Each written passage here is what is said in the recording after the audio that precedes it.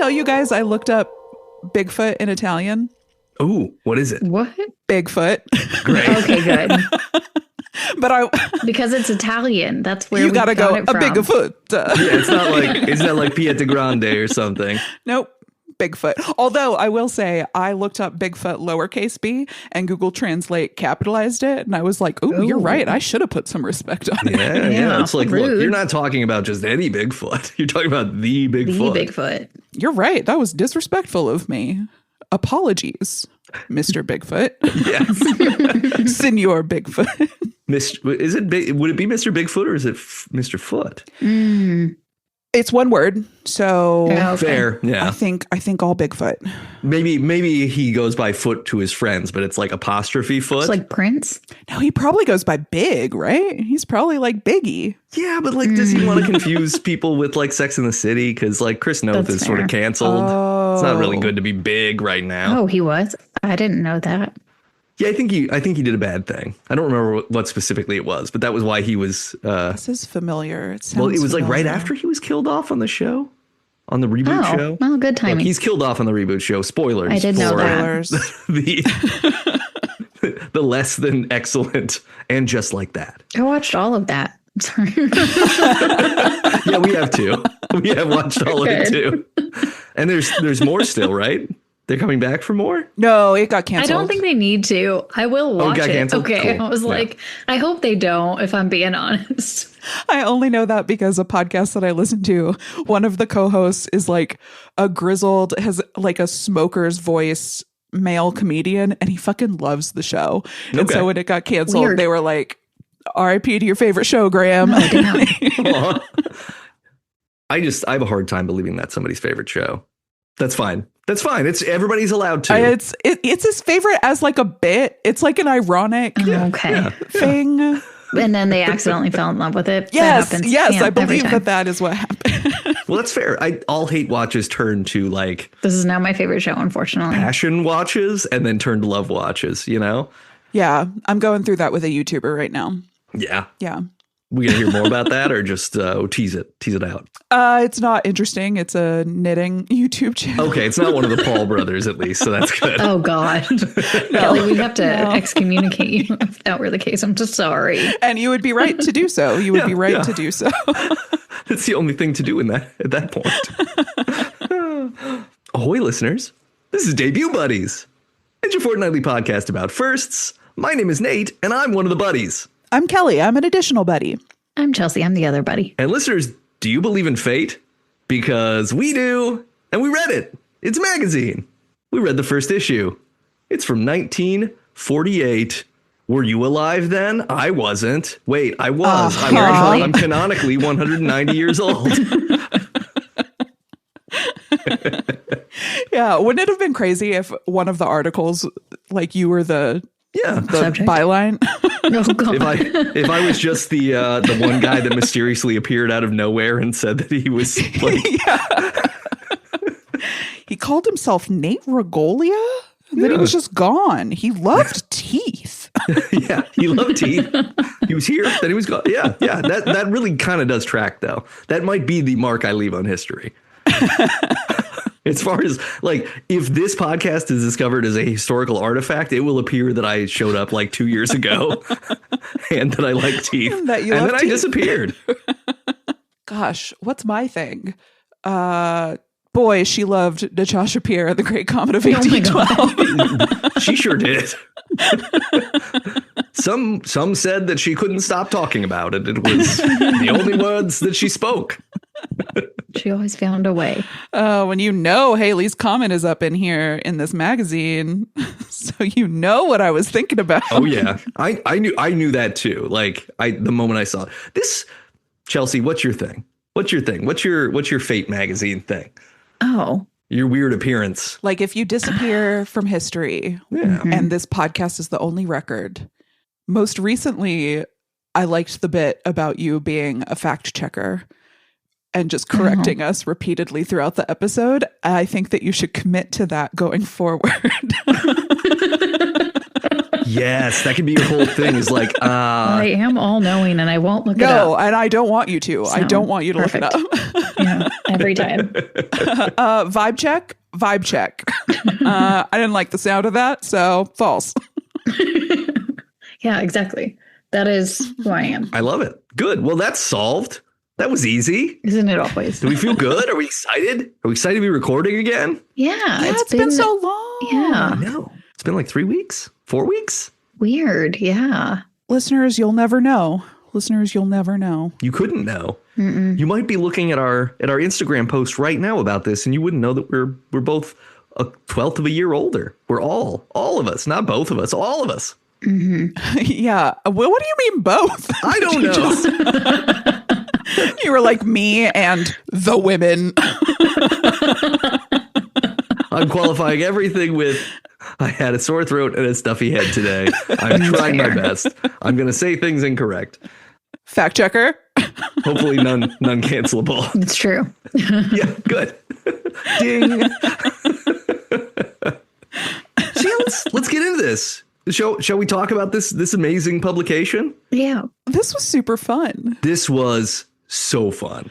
I put it off reading it until the last minute because I'm coming to terms with how I probably have ADHD, and Checks out. was sort of begrudgingly, like, I know that this is a topic that I suggested, but I put it off so late that I was like, oh no, I have so much reading to do. You're like, this is so many words on pages and I don't like it now. Oh no. I really wanted it to be an audiobook, if I'm being honest. Totally fair. I sort of thought, like, if I were a good person, I would read it aloud as I read it and then upload it to YouTube for That is the so kind future of you. podcasters who want to listen to it at 1.5 speed. Can I get a fact check on that? If Kelly was a good person, would that happen? She is a good person, and it hasn't happened. So Ooh. Wow. Shit. Thank you. Nice. That was really nice. But I Okay, if I agree. were a better person. We should just if we decide we need an ambitious like weekend project, we could sit down and Yeah. just trade off pieces and read it. Yeah. Because Oh, it is yeah. really fascinating. I love this. Like, I did too. Like I was saying, I went into it begrudgingly and then like really enjoyed myself. I didn't read. Except for maybe the one about giants. What was that, I Chelsea? didn't get there. I didn't read yeah, the far giant thing enough. was fine. I fell asleep a little bit. Okay. Oh, I fell asleep more than once. Yeah. It was the part where they talk about the ships that could be donuts, and it was describing every one of the, not ships, planes. That's what they are. Yeah. Or are they ships? Yeah, all the different prototype planes. Yeah, and I was Yeah. like, number, letter, okay. It was like, And this is the then- KX9 and this is the RF62. Yeah. That section was dry as fuck. Did a lot of skimming through that one. I did the ice skimmed, and then I got to that, and I was like, I can't. And then after that, I was in a car, and I wasn't driving. And reading. Okay. I was parked. And then I was like, I have to close my eyes. Yeah, I was reading in bed and kept Oof. falling asleep. So eventually I was like, okay, we gotta shift this over to the living room. Yeah. I also read, I went to a show this weekend and took it with me to read during whatever, before the show, and was up on the balcony.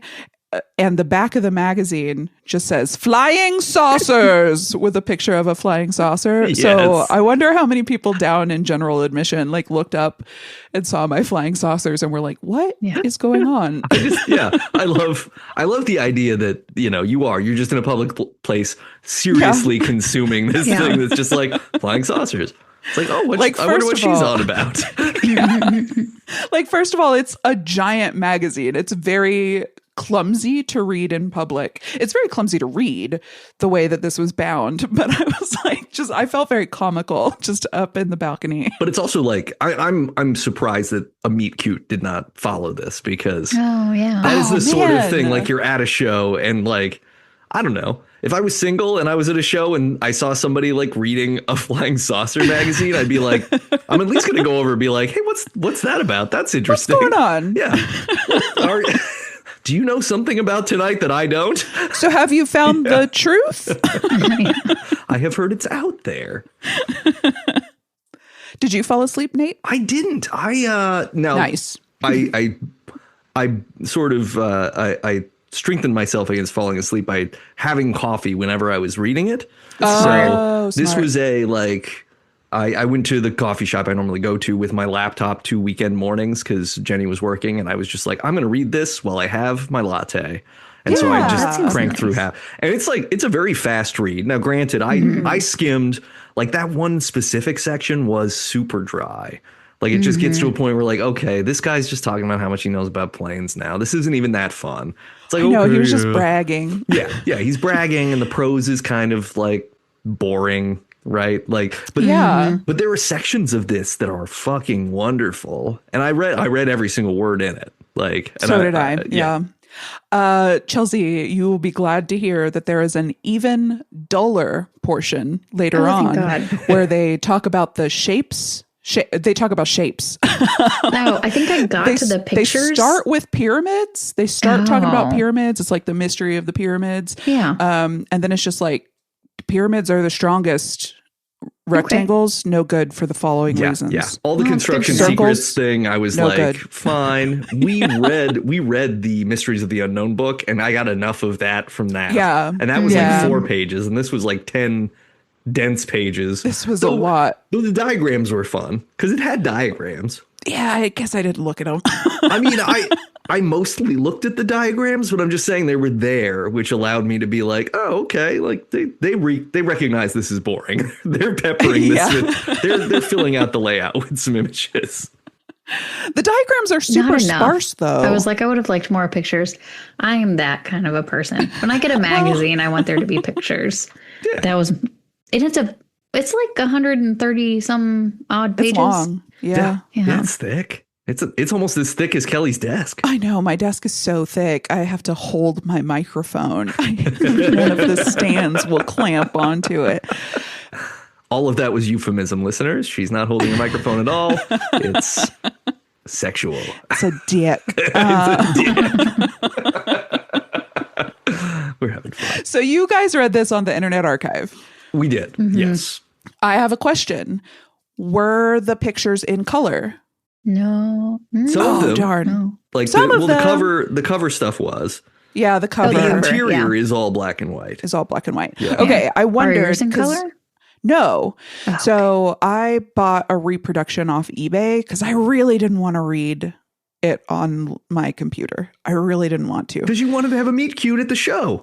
I didn't even consider that, but damn, I should have. I'm going to buy more weird magazines Just take up it off anywhere eBay. you go and open it smart. up. You know, you could That's true. get like Put a the trench book in coat and a fun hat and then sunglasses and just read that and Yep. see if people come over and talk to you. Only the best people will, and possibly the worst. That's what I'm more worried about is the worst. Yeah. Aggressively social weirdos. Yeah. I'm an alien. Are you an alien? Oh, God. No. No Human hablo resources. inglés.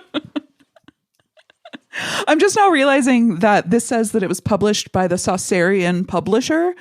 And I'm wondering if that's not Fate Magazine. Like Fate Magazine was published by Fate Magazine. So my Yeah. reproduction was published by the Saucerian The publisher. Saucerians. People who are either into sauces or into flying saucers. We'll never Well, be able to the- find out. The logo is a flying saucer. So I've got a pretty good guess. Yeah, but I mean, that could also be the lid to a pot that you're making sauce on. That's a good That's what point. they say about all UFOs, It's don't true. they? Yes. Just a lid to a pot. It's just a lid to a pot. I just, UFOs belong in the kitchen. Call me traditional. Okay, so this magazine is published in 1948 originally. We'll go through it bit by bit. Does that sound Yeah. good? Mm-hmm. I've taken notes on everything, including starting with the interior front cover. Ooh. No. Which Interior is front cover? Is it the ad? It's an ad for Atlantis, Lemuria. Ah, Lemuria. Oh, that was Lemuria. blue. And that one, because the interior covers are both colored a little bit. Ah, mine's in black and white. What a ripoff. But this is to order I Remember Lemuria by Richard S. Shaver, and to learn about a welder in Pennsylvania who experienced a magic ancient civilization. It's only $3. And it says, quote, "This is one of the most significant esoteric books ever published." particularly recommended to students of the occult. Yeah. I want it. I want it. I was going to suggest just try sending $3 to that address because it's Do you there. think? Why not? It's $3. Yeah, couldn't hurt. Like you send 3 paper dollars. What is $3 in today's money? Ooh. So it can even be for inflation. I'll look it up. Okay, good. Thanks. Look thanks, it up, Chelsea. Thanks, fact Look checker. Maybe should we get a Look It Up Chelsea song from Michael J. O'Connor, and then we can throw that in whenever Chelsea has to look something up. Yeah, let's message him. Yeah. But I love this. I love this detail because what it reminds me of is comic books that I would buy when I was a kid. And comic books always had like ads on the front interior cover and on the back pages for things like X-ray specs and whatever else, right? But this is very on brand for Fate to have like, hey, here's another publication that further explores the truths that we aren't saying that we know about or that we're not told. Hey, you're into weird stuff. Right. Could we interest you in some other weird stuff? Exactly. How much is that weird stuff going to run us today, Chelsea? $41.80. Shit. Well, that's what I paid for Fate, the reproduction magazine. Okay. So I really did not want to read it on a computer. Yeah, that's fair. Well, and now you have it forever, which is nice, right? Yeah, It's a maybe I'll get a keepsake. meet cute out of it. Exactly. So we have that ad first and then the introduction. And the introduction I really enjoyed because it very much feels like hey, look, no one else is going to talk about the stuff we're going to talk about. But they're like, we're serious about this. This is not a pulpy nonsense publication. Like, we're here to find the truth. And like, I don't know. It also just felt genuinely curious, which was cool. Yeah. Agreed. And I highlighted a couple lines in it that stood out to me. One that I found striking is it being Fate is a magazine devoted to the defense of reason. Yeah. Which you don't think about. So this Fate is the first magazine devoted to the paranormal. So not only are we covering the first issue of Fate, but it is also a first in itself. And I think that it is important that it was not just like, what is it? The Weekly World News? Yeah. Is that With Bad Boy? Exactly. Like it is trying to be scientific about it. And my understanding is that it became known for being a leader in calling out falsehoods, like debunking stuff. So it wasn't just, its goal wasn't just like, oh, check out all this weird stuff. It was taking it very seriously. Like, this is a science that deserves attention and research and time, and we need to take it seriously. Can't just print everything that's fun, even though we love to print the legend. Yeah, totally. It's not sensational. And this, we'll get to it, but like, there are a couple articles in here that are just straight up like thoughtful, progressive essays about contemporary stuff. Mm-hmm. There's even... Chelsea, I might throw this over to you for another fact check. Oh, no. So at the end of this editorial in the beginning, it's talking about how we need to be funding researching these types of sciences. And it specifically calls out how much money the country is spending on defense, saying that already 1/6 of our total effort is expended for defense, and it will only become more. Mm-hmm. And I meant to look up, how much is it today? On it. Yeah. Thanks, yeah, Chelsea. it's probably like 2/3 of our effort at this point. Yeah, 40%. It's got to be. Okay, 40%. Oh, hold on. This is in 2024. 997 billion for nearly 40% of the total global military spending.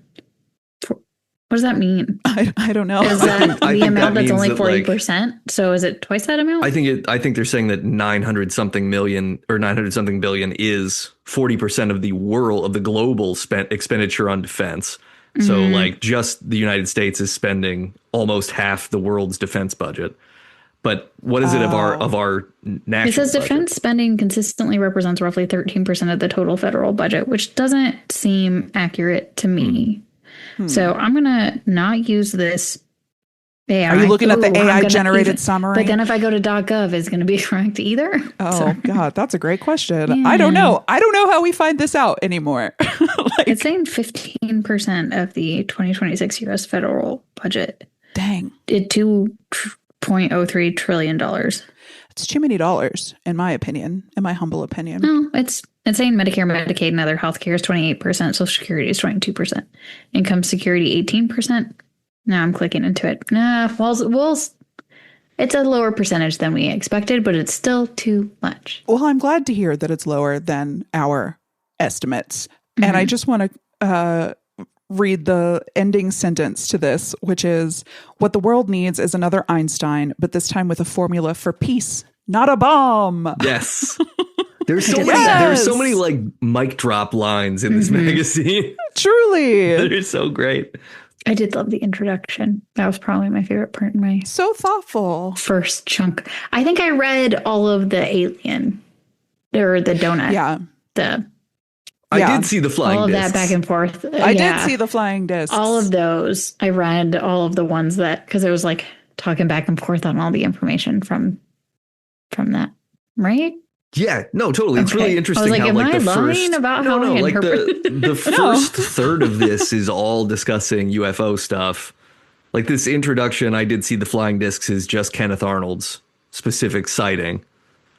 But then it weaves in a number of different things and different takes. Because I thought that was interesting. Like when you get to the mystery of the flying discs section, that it is a lot of really good journalistic, like, hey, here's a newspaper in this place that covered this story, and here's how they covered it, and all, layers upon layer. Yeah, we were citing our sources. Yeah. and then people were drawing it separately. So like they were doing experiments to try to figure it out. Yeah. And I was like, oh, good job, guys. That's how I would probably try to figure that out without trying to cross-contaminate. Though I did love that when Kenneth Arnold was talking to somebody from the government, I forget his name. I feel like it might have been Smith. It was something suspiciously vague. Yeah. Kenneth was like, hey, y'all have been collecting information on this, and I've provided a bunch of information on this. I would just like for you to share your information with me, a curious boy. And this man from the military is like, okay, give me a pencil. These drawings are of pictures that we have. No. Let me draw from memory these couple of pictures that we have. That's not the pictures, though. That isn't the pictures, though. No, and it's also transparently trying to appease somebody by assuming they're stupid. Yeah. Like, here, let me draw a picture of what it is. And Kenneth Arnold was very much like, cool. He seems very aw shucks reading his article. Yeah. Yeah. Because he's just a pilot guy. Like, so many people are pilots in this. So many. It's an incredible number of amateur aviators who are just like puttering around the skies. Yeah, and good for them. I know. They're very they're also very one of them said that he puts more stock in eyewitnesses who are pilots.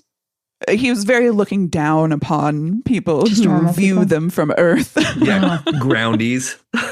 Groundies. Oh, were you flying? No?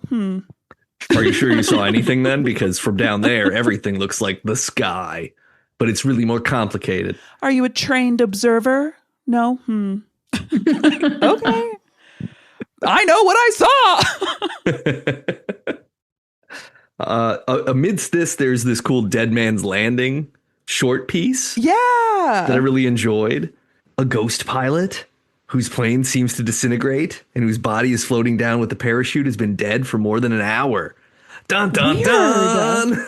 So strange. So curious. It's such a good, like, scary stories to tell in the dark kind of story, too. Mm-hmm. It's so short. Yeah. Yeah. It's like It's like the it's bottom. something that Mulder would say while he's like telling Scully about something for the main episode. He'd be like, haven't you heard about? And she'd be like, Mulder, are you saying? Yeah. They'd be like looking for a mummy, and he'd be like, didn't you know that there was a pilot who was floating down who had been dead for more than an hour and their plane disintegrated? The Mulder, dead can do all kinds of things. Implying. And then he'd have his Stonehenge hat on. Oh, cutie. Yeah, because they're gonna kiss. Eventually. That's right. And we can only assume that people in Fate magazine eventually kiss too. For sure. Ooh. Right? Yeah. Because it was fate. It was fate. Smooch, smooch, smooch. Then there's this ancient significance of fate, where they kind of cover a bunch of different historical definitions of fates and what was the other thing that they were? Shoot. The three ladies from Hercules. Yeah. Fates. With the Those are the scissors. ones. Yeah. Them. Yeah. And just talking about how like important fate is. And that's why we chose the title for the magazine. Check it out. This shit is in our bones and our blood and our history. You're reading it. You're reading it right now.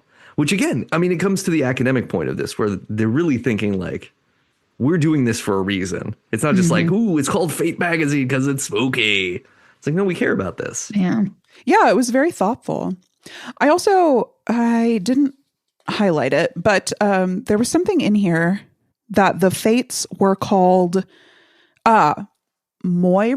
Yeah. Moirai. The three. And that revealed something to me about the Wheel of Time. Book series, which I have been reading since I was a child.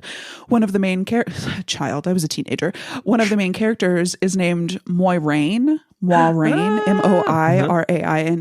And when I read that, I was like, oh, I see what they were doing, because she is very like the wheel weaves as the wheel wills, very fate, very destiny focused. Yeah. So that was fun. I learned something important to me. Hell yeah. That's so cool. It's fate. And you will finish reading them eventually. I know you've been reading them since you were a teenager, but you'll get there. Oh, I've unfortunately finished them many times. No, I know. I'm teasing you. Come on. Yeah, but the listeners don't know. It's true. That's true. Listeners, I was only teasing. I can fact check. Kelly definitely has read them multiple times. Too many times. And I might be coming up on another one. Time to bring back 13th Depository. Gosh, if only. It's hard to nail down. Cabe Waldrop. Check out Cabe Waldrop on his episode about the first ultra marathon runner here on Debut Buddy. Hell yeah. He's a great podcast co-host. Hard to schedule. Then we have the what were the donuts article, which is the boring, here's all of the experimental aircraft and prototype aircraft that could be this thing. It really reads like the whole genealogy section of Genesis, if you recall. Yeah. It's just like, and this thing begat this thing, and that was that, and this is was a prototype, and this wasn't Ugh. I will say some of the pictures of the planes, though, are like, damn, that does look weird. Yeah. That for sure looks weird, though. Yeah, no, they're cool examples. It's just one of those things where it's like hard to care about reading that much when it could just be like, you could do a single page spread that was like, here's photos of all the prototype airplanes that look like that would have been nice. UFOs, and a reason why it couldn't be that. Yeah, like these can't move that fast. These don't actually work. Like whatever. Like you could have done like an infographic. It's 1947, or 48, so that's why it didn't. Yeah, attention spans are much shorter now. Yeah, people are like, man, somebody turn off the radio. You kids are driving me crazy with the noisy, loud, constantly going radio and the jazz music. That is something that I wanted to talk about. The prose in here is very. It feels so much less modern than I expected it to. Yeah, it's very elevated. Like, yeah, exactly. But I was like 1948. That's not that long ago in the grand scheme of things. Like this will be. I don't know. I didn't expect to feel so out of time reading it. Yeah. But it is very science writing style, right? Like it is saying, hey, take me seriously, because I'm not just saying like, I'm not just speaking in the common parlance. We don't have beatniks here at Fate writing this. They might not even exist yet. Yeah, 48. I don't know. It's pretty close. It's pretty close. There's We're jazz. coming up on it. People are getting into jazz cigarettes. When was the first use of the word beatnik? It's an episode. Somebody who liked the beat. I do love the beat. Right? We got the beat. Sir, I was thinking about how Allen Ginsberg got canceled. I was staring off into the middle distance, trying to recall what his crimes were. It was probably the same one that all the beats did, which is like, we fucking people that we shouldn't be. Yep, that's what it was. Because it's whatever. I don't know. I don't have an excuse. No, I don't have an a excuse for though. That. The next section of this magazine, Mystery of the Flying Discs. Then this is the deep dive with the multi-perspective thing. So it has Kenneth Arnold. It has William Rhodes in Arizona. It has a downed plane with UFO wreckage in Washington State. It has military denial that there are discs at all. It has other sightings in California and Michigan. Yeah. And I love that this ends with fate saying like, hey, there pretty much have to be aliens. Like it's almost impossible that there aren't aliens. Yeah. And this is more about how do we get in touch with them? Because if they've come here and they haven't attacked us, they must be pretty fucking smart. Yeah, and chill. Yeah. They must be like friendly. So we should just figure out how to say hi instead of having a bunch of Zoom jets trying to shoot down their stuff. Okay. This also had a lot of suspicious storytelling. Like the two pilots who died after talking to Kenneth Arnold and their plane crashed, but they didn't try to slow down the plane before it crashed, and they forced the other two people on the plane to parachute out, and they didn't like radio for help or anything. They were just dead. Yeah, this has a lot of like, hey, look, the authorities are silencing these things. Like this is being hidden. There's classified material. This is probably the thickest article in the magazine. Oh yeah. I think this is the longest one, and it certainly is the most like I'm writing a thesis one. Like it's very pulling in all of these different perspectives. It's the Charlie Day meme with the red strings on the push board. The murder board. The murder board. Totally. Yes, thank you. Yeah. That's this article. It absolutely is. Yeah, it's a headline piece that just like, here, we're digging in, we're going for this. And it does, like, throughout this, there are these thesis statements that I think are really compelling because they're so thoughtful and kind of so obviously correct. Like, especially from the view of we've apparently disclosed that yes, aliens do exist, I guess. Like they've said, like, yeah, we've seen stuff. Here you go. We've seen stuff. Check it out. But this one also has some pretty funny rudimentary drawings that are supposed to be compelling, and they're just like clip art style. Yeah, it's like this is a round thing. What do you think of this? Yep, looks like a donut to me. We got a donut. You guys like donuts? Maybe donuts were kind of new then too. You know, it's only 1948. Huh? When was the first donut? Why would people make those have to be around for a while, right?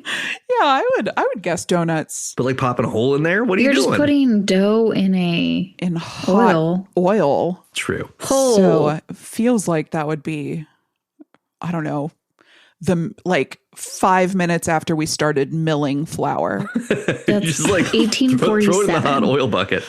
Okay. Way later than I would have guessed. Great. This is an episode. We're gonna have to do an episode on the first donut, and we'll have to eat donuts. We'll have to make one. Oh God. Oh, I'm a little scared to make a donut. Someone described them in 1809. Ooh, yeah, we're gonna have to. We'll have we'll have to do one. All right. I'll do a deep dive. I've made churros before. Those are basically just long donuts. Yeah, long. I've made funnel cakes before. Donuts. Those are just squiggly donuts. Save it for the episode. Yeah. This is all grade A content that we cannot waste right now. So yeah, after the flying discs section, we have radio's strangest mystery, which is about how I guess Marconi, who invented Morse code and the telephone, or at least the wireless signal, or the wired, not wireless, but you know what I mean. Yeah, I was like, wait a minute. Yeah. Not wireless. But he was getting strange Morse code signals that were from Mars. that So said that there were fascinating. canals on Mars and maybe vegetation that could indicate. No. The messages didn't say that. Well, That's a separate observation. They were indicative of the possibility that something could be living there, and that's why they were able to send stuff. Yeah, this one was fascinating to me, even separate from whatever messages may or may not have been received from Mars, for the following reasons. So I forget what year it was, 1924. Mars was like going to be closer to Earth than it had been in forever. Yeah. And people were like, let's fucking listen. Let's see if we can hear something from Mars. And so they coordinated with radio stations to go dark for 5 minutes every like hour or something. Whoa. And to just record what they were collecting. Like that is bonkers. I cannot imagine a radio station today going dark for 5 minutes out of an hour. Do you know how many ads you can play in 5 minutes? Yeah. They'd be like, no, we can't lose that money. So just that alone is like a feat of amazing proportion to me to just get enough radio stations to be like, yeah, that's cool. Let's go dark. Let's see what we can hear. And they heard things and sent them in. Yeah, it was these like, I guess it wasn't Morse code and it wasn't the other code, but it was a regular signal that wasn't just like random noises. It was regular and repeated. Mm. So something was being picked up. Whether or not that was from Mars, who can say? But I just thought it was so interesting, that level of coordination. Yes. To get people to collaborate.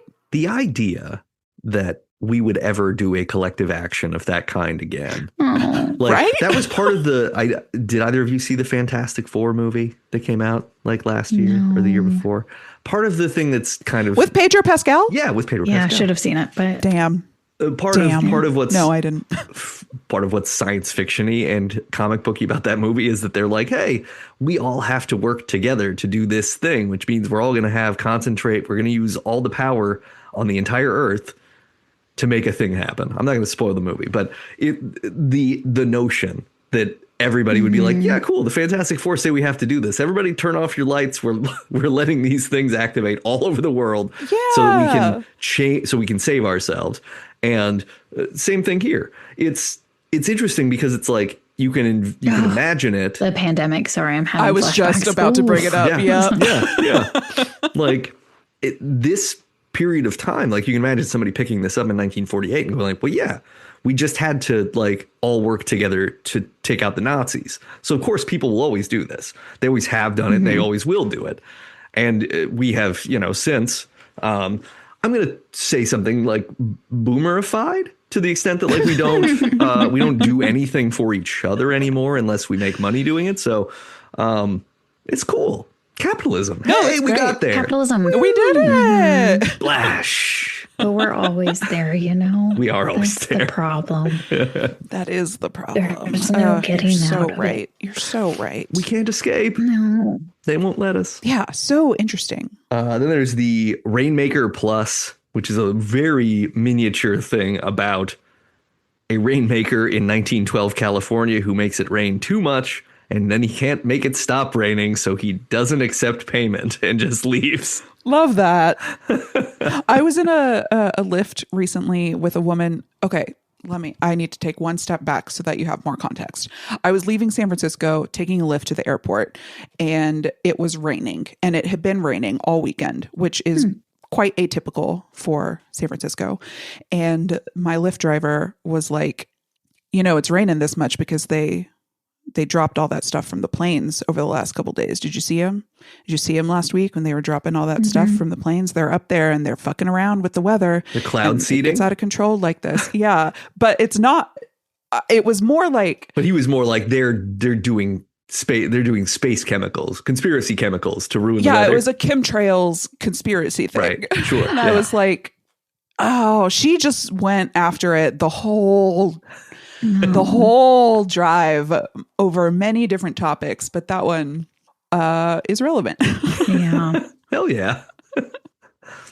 I mean, that's fun. She said my skin looked great though, so thanks. Hey, Thanks, girly. You didn't have your copy of Fate magazine, did you?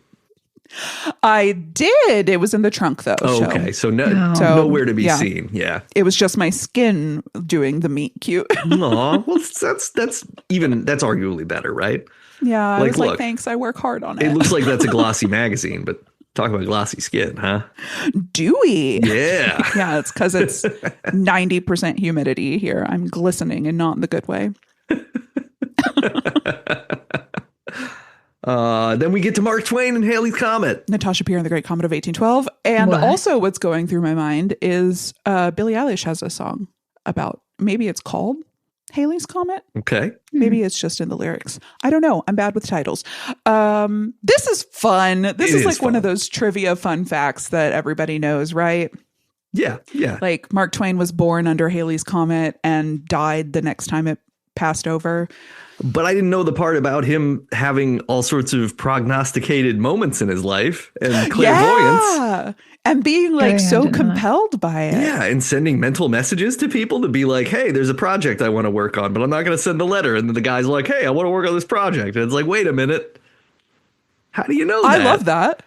I love that. Can you imagine that would be like me thinking we should do a dumb episode of our podcast about some dumb thing that I'm thinking of. And then like a week later, I'm too embarrassed to say anything. And you're like, hey, we should do this. We should do your dumb idea. See, and like, I love that he was like, that's telepathy, because when that happens in my life, I'm like, oh, weird synchronicity. Right. Like I lean more toward less telepathy, less mind-to-mind telepathy, and more like something that we've talked about with David Lynch. I'm pointing at Chelsea like everybody can see. Totally, yeah. You were absolutely, listener, she was absolutely pointing at Chelsea. I wasn't confused at all. I'm pointing at myself. The like signal that artists pick up on. Oh, yeah. Like the that's antenna. more how the antenna. Yes. That's more how I think about it. Like the idea exists outside of us. You're both picking up on but that. you didn't predict your brother's death in a steamboat explosion. No, I didn't. Like, I think that's the thing, right? Is like Twain had a thing happen that he thought was going to happen young. And so literally every coincidence after that was like, it's all part of this thing in my head. It's all, yeah. Ooh, that's difficult thing to have in your head. So strange. He even like warned his brother. He was like, okay, you're getting on that boat. It is gonna sink. Here's what you need to do. Help the women and children, then get on a boat yourself. like it was so specific. How strange that. And when I first read it, I was like, well, he warned him. So did he like somehow cause it to happen? Yeah. Like, did he put something in his brother's head that made him behave differently? No, the ship exploded. Like, unless his brother was like fucking around in the control room. Yeah. Like that I don't think like that everything else happened the way it was supposed to. influence. Like his brother helped the women and children. Yeah. And then in going to the boat exploded, which was not something Twain saw, maybe, right? Like, yeah. and that could be just, that's the so incompleteness of the strange. vision. But the fact that he could like read his wife's mind too was pretty fascinating. Like just this general sort, and that could be like, hey, you know somebody really well. You're so close. Yeah. And also, look, I am willing to put out the hypothesis that it was easier to have these sorts of telepathic, like mental connections with people in a time when we weren't just addled with a bunch of screens and bullshit all the time. Yeah. Like if you don't have a lot of noise and you literally spend all your time around other people, like maybe you just kind of pick up on like vibes and mannerisms. Yeah. And you sense sort of based on conversations, like where people are at. And you start to finish each other's sandwiches. Exactly. It's like, yeah, how much of it is telepathy and how much of it is super observation. Yeah. And I think being willing to like pay attention at that level, because I do think is impressive. I think that regardless if you really of whether like, it's telepathy. if you focus on any like one person in your life or even an animal, right? Like you can start to pick up on subtle changes in demeanor and you can start to sense things to a point where you could probably make reasonable guesses at what they're thinking. Yeah. That would feel maybe telepathic to someone else who's not really paying attention, or who's like, you know, looking at their phone all the time, and then like occasionally looking at the other person and being like, yep, you're still there. Cool. And then looking back at their phone. You know what I mean? But, you know, oh, yes, I 100% agree. Like being close with somebody, especially in a like co-located physically, you're going to be able to pick up on those cues. But I'm reflecting on instances where I've had weird moments of like, was that telepathy? Yeah. And they've primarily been with people who are remote. Like they've been with some of my best friends who live like Chelsea. I'm sure we've had some. I can't think of any right now, but we haven't lived in the same place in 15 years or whatever. And my other two besties, sorry, Nate.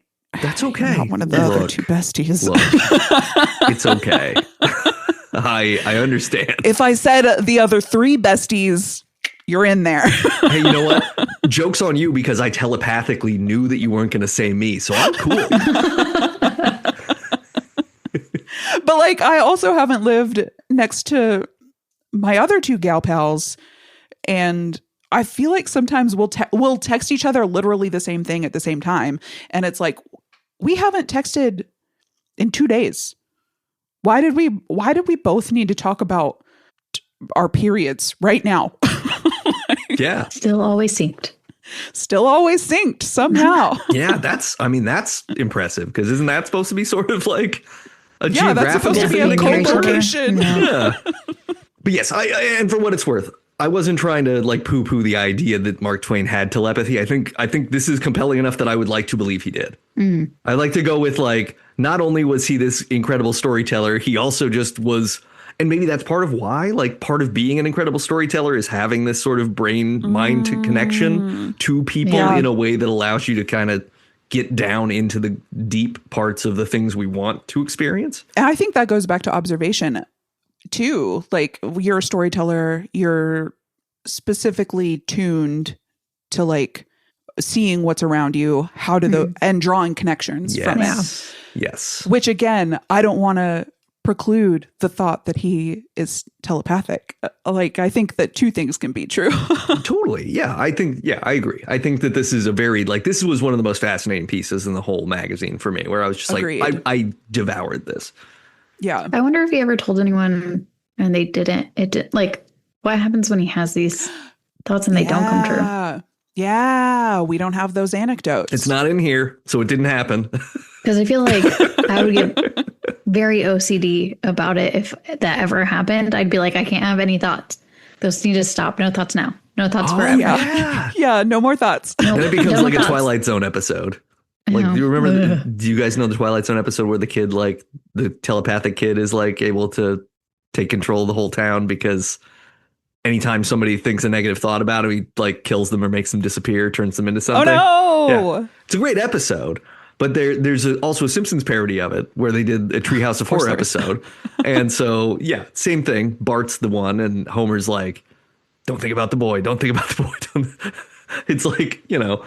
You can't not think about the thing that you're trying to not think about, right? Which is also sort of that's like the recipe around like lie detectors to a certain extent, is that some people like the false positives will be because the person's thinking about like getting anxious about thinking about the thing that they're not supposed to be thinking about. Yeah. That makes sense. That makes sense. I would be so wound up doing a lie detector test. Right? I'd be all over the place. I can never consent to doing one. It would incriminate me somehow.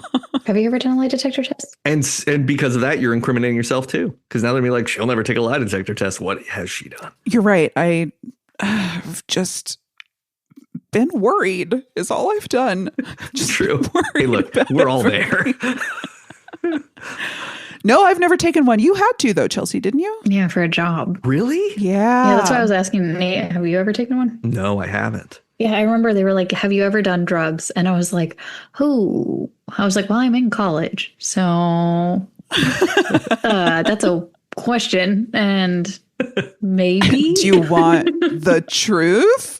Well, do you want the truth or do you want the truth? He's like, I don't know if it'll impact. And I was like, oh, okay, well, yes. And then he was like, do you want to expand on that? And I was like, I do not. No, thank you. I sure do not. She is telling the truth. She does not want to expand. I'm not doing it right now. So But yeah, Yeah. Ask me when last I did it. Ask me when last I did it. There you go. I was like, but it was the stupidest thing. I can't believe I had to take a lie detector for a job. And I feel like it didn't work. All the people who work there are criminals. So yeah. Yeah. Yeah. Yeah. So Except you. No, I wasn't. Apart from the drugs. Except for the drugs. Apart from the drugs. But I'm pretty sure my answer was probably I had very light answers. Yeah. Yeah. That's fascinating. I haven't done the big bad drugs, you know? Yeah. I've just done the fun ones. What are the big bad drugs? We talking heroin and like Yeah, heroin, meth. Sure. Mm-hmm. Fentanyl. Does it count though if you had it for a medical procedure? That's different. It doesn't count. Okay. No, you're That's not different. taking it. Someone's administering it to you. Maybe like PCP. Is that a big bad? Oh yeah, that's way a big bad. Sure. Yeah. Nobody does Bath PCP salts anymore. Yeah, that's what I was gonna say. Bath salts. Yeah, Is it the bath same? salts. Is that different? I don't know drugs. I think well bath enough. salts were like What if that was my PCP answer? 2.0. I don't know drugs. Yeah. Never And met you're like, her. what are drugs? Yeah. Well, see, What do that's you my mean by question. drugs? Define drug. Can you answer the lie Ibuprofen? detector with a question Dayquil. like, "Have you ever done drugs?"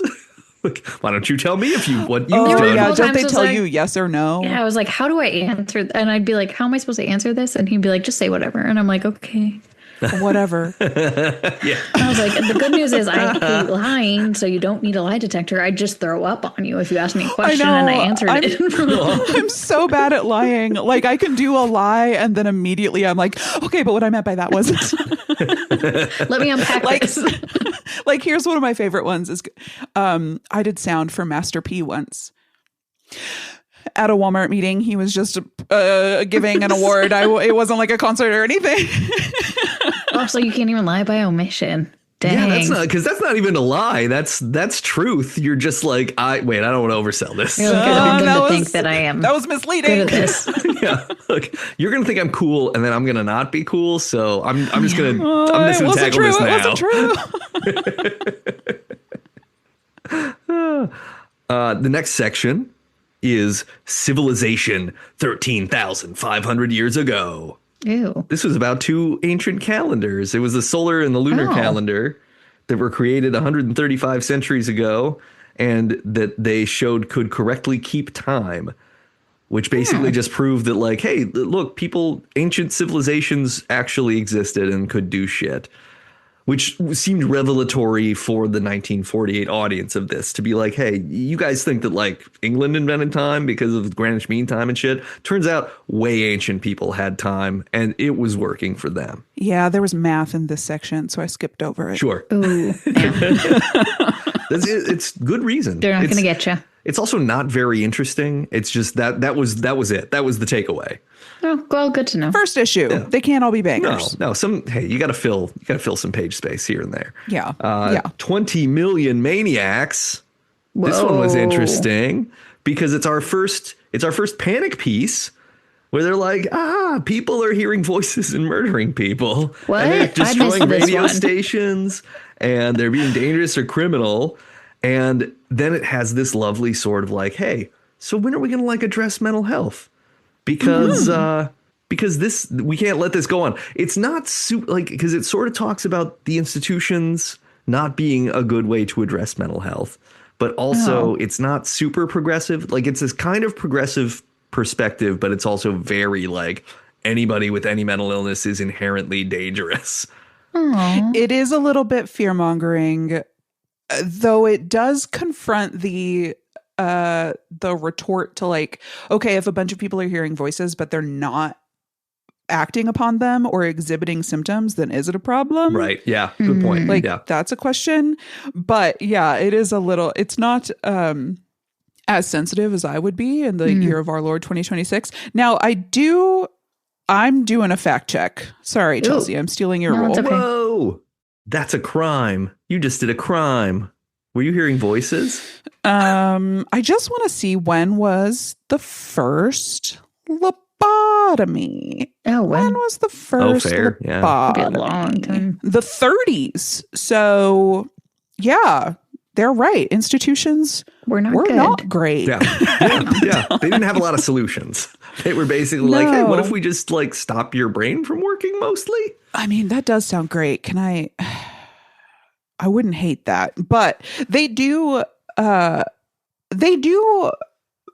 They are careful to say, like, a lot of the people who work in these facilities are compassionate and want to help these people, and they're just like understaffed and don't have the resourcing that they need. Like, it is I guess I was surprised. No, it is very progressive. That's what it says in the article, is that the places are understaffed. Yeah. Oh, it has nice. lots of progressive energy despite being kind of a Weekly World News-esque entry Do you point. think that's what's going to happen with regular hospitals? They're going to get rid of them eventually because we are just so short-staffed that we can't function. Can't fund them. Yeah, properly? probably. Yeah, you'll probably just have to know a doctor eventually, and the only doctors will be on mega yachts, in places with climate. Good thing I know a doctor. Yeah. Can I know them too? Yeah, he's kind of difficult. Uh-oh. But I'll introduce you. Great. Cool. Okay. I'm excited. I keep meaning to fill out the paperwork to make him my what do you call it? Primary care provider? I don't know. No, he lives too far away for that. He's out of state. I want him to, if I should. Oh, your medical power of attorney? I want him to be my medical power of attorney because he doesn't like me. So he's not going to be like precious about keeping me around. Interesting. Okay. But he is very like practical. He's very practical. So he would very easily, I think, be like, there's no sense in right. They'll be like, she's not coming back from this. It's over. let her go. Right. Or I think that he would even be like, she could come back from this and it would suck ass. Let her go. Okay. And that's who I want in my corner. Like I trust him with that decision. I want the kind of medical professional who knows when to quit. Yeah, exactly. No. Like we're not, if life gets any harder than it is right now, I'm not interested. So I need him to make that call. Our next section is the Maya skull and crossbones. And all it does is basically say that maybe the Jolly Roger flag that pirates fly is actually an homage to a Mayan symbol for holy idols and deities. Oh, fun. Pretty neat. Yeah, maybe it is. Yeah, I like that. Could be. Then we have Ancient Religions, number 1, the Cult of Dionysus. This one has the funnest pictures. Yeah, this one has some good pictures. It's like, hey, Dionysus is like Jesus meets Superman. He rises from the dead. He parties. He brings spring. He's pulling people out of hell. People are taking narcotics to celebrate him and eating raw animal flesh. Oh. And before that, human blood. And human blood, too. And Choices. Dionysus was like super chill for women, not requiring them to be chaste, and instead being like, hey, ladies, party and bone down. Have some fun. So kind. Yeah, dog. If you're doing it in the service of me, Go it doesn't get count. it. Yeah, go doesn't get count. it. Go get it. So then it talks about the city of Dionysia and rural Dionysia as like parts of this like festival and partying every spring to celebrate the rebirth of Dionysus. And it's basically like sexy Easter. Like we have lame Easter. We just recently celebrated lame Easter. Dionysus was like, what if everybody like drank wine and fucked and celebrated flowers existed? That's what's up. Yeah. I also liked this one because it was very much like Christians think that they aren't doing magic. However, Yes. they are doing magic for the following reasons. You're eating the blood and body of Christ. Okay. Yeah. We've Like, been doing really? that for years. Oh, really? You're telling me that wine, that shitty wine? That's ritual magic, my dudes. Yeah, totally. Yeah, this was interesting. It wasn't like, it's kind of stuff that I think we all might have known a little bit about. Didn't we talk about it with the first? Oh, probably. Yeah, I think we got into Dionysus and stuff because of the solstice episode. We did something. Yeah. That sounded familiar. I didn't get this far in the thing, so I am playing the audience right now. Yeah, that was one of kind of the filler ones. The next one is, I thought the next one was pretty cool because it's called Invisible Beings Walk the Earth. And it's like about ghosts. Are ghosts real? Are ghosts Are they real? counseling us?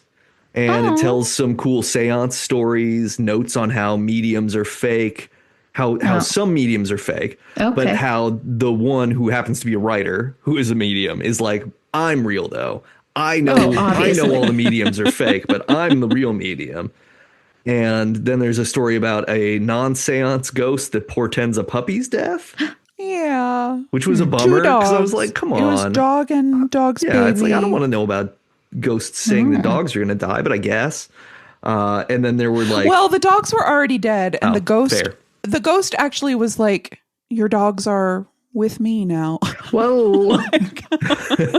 The ghost was like, not as weird as that. I went to the spooky ASPCA and adopted your ghost dogs. That's essentially what he said. There's tests for mediums. So they talk about that. What they would do is like to test a medium, they say like strap them to the chair so they can't like move any levers or anything under the table. So you're like, okay, you're just gonna like basically tie this person down. You're gonna bind them, and then you're going to figure out what tricks they're doing. And they also like strip somebody down. Oh, yeah. And they put their bare feet in flour and flour on his hands too, so that you could see where he's going, right? Like in case you touched anything, in case you walked anywhere.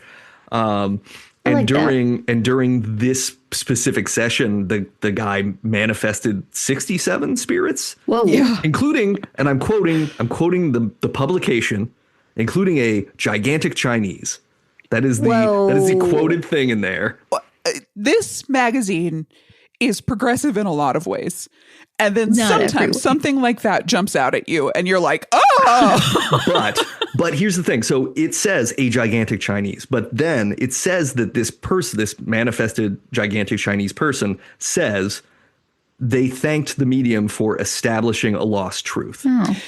Yeah. So it's not like it was a super racist thing that they said. At least it was sort of like, all right, we categorize this person in a way that doesn't work for 2026. Yeah, it was just old nomenclature. Yeah. Like there wasn't malice behind it. It was just surprising. The writer of this article then says that they have met Lancelot, like from Arthurian times, multiple times, and has kissed him. Oh, okay. Smooch. Spooky invisible lips. But the cool thing is that the article kind of concludes on this note of like, no one is lost forever, which is very sweet. It's like, hey, I'm a medium. Sweet. I'm a real medium. And here's my takeaway is that like everybody's still all around us. So don't be too sad. And that's like super echoed in a piece that comes later about automatic writing. Yes. Oh. Yeah. The automatic writing piece is cool. Next up, we have America. You should be ashamed.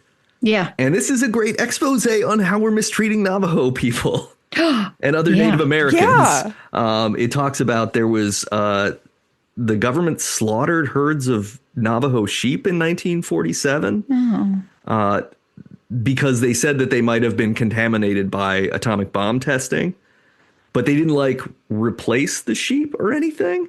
So the article is just like asking the readers to help by sending non-perishable food, adopting, quote, an Indian child in a save the children kind of way. Like send us money so that we can help. For 50 cents a day. And then the editor quotes a pulp paper magazine, or they're quoting an article that the editor of that had already adopted one of these kids. Mm-hmm. And it basically just ends on a note of like, hey, we have to fix the shit we break with our money before we spend money in Europe and Asia, which was interesting. Yeah. It was a very practical America first sort of spin on this to be like, hey, we can't just like kill people and then go spend all our money over here.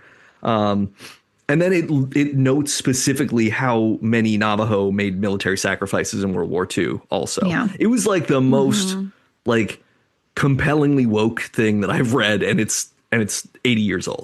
It's so old. Yeah. When I suggested we do this magazine, I was like, Nate's going to love this article. Yeah. It was so, I mean, it's so like, it's just so compassionate and genuine. Like it doesn't have like, there's no weird like hand wringing or like qualification. It's just like, look, we went in there, we took away the only thing these people have, and we're already fucking them. And so we have to do something about it, and we shouldn't be going and doing other stuff when we're doing this. It's beautiful.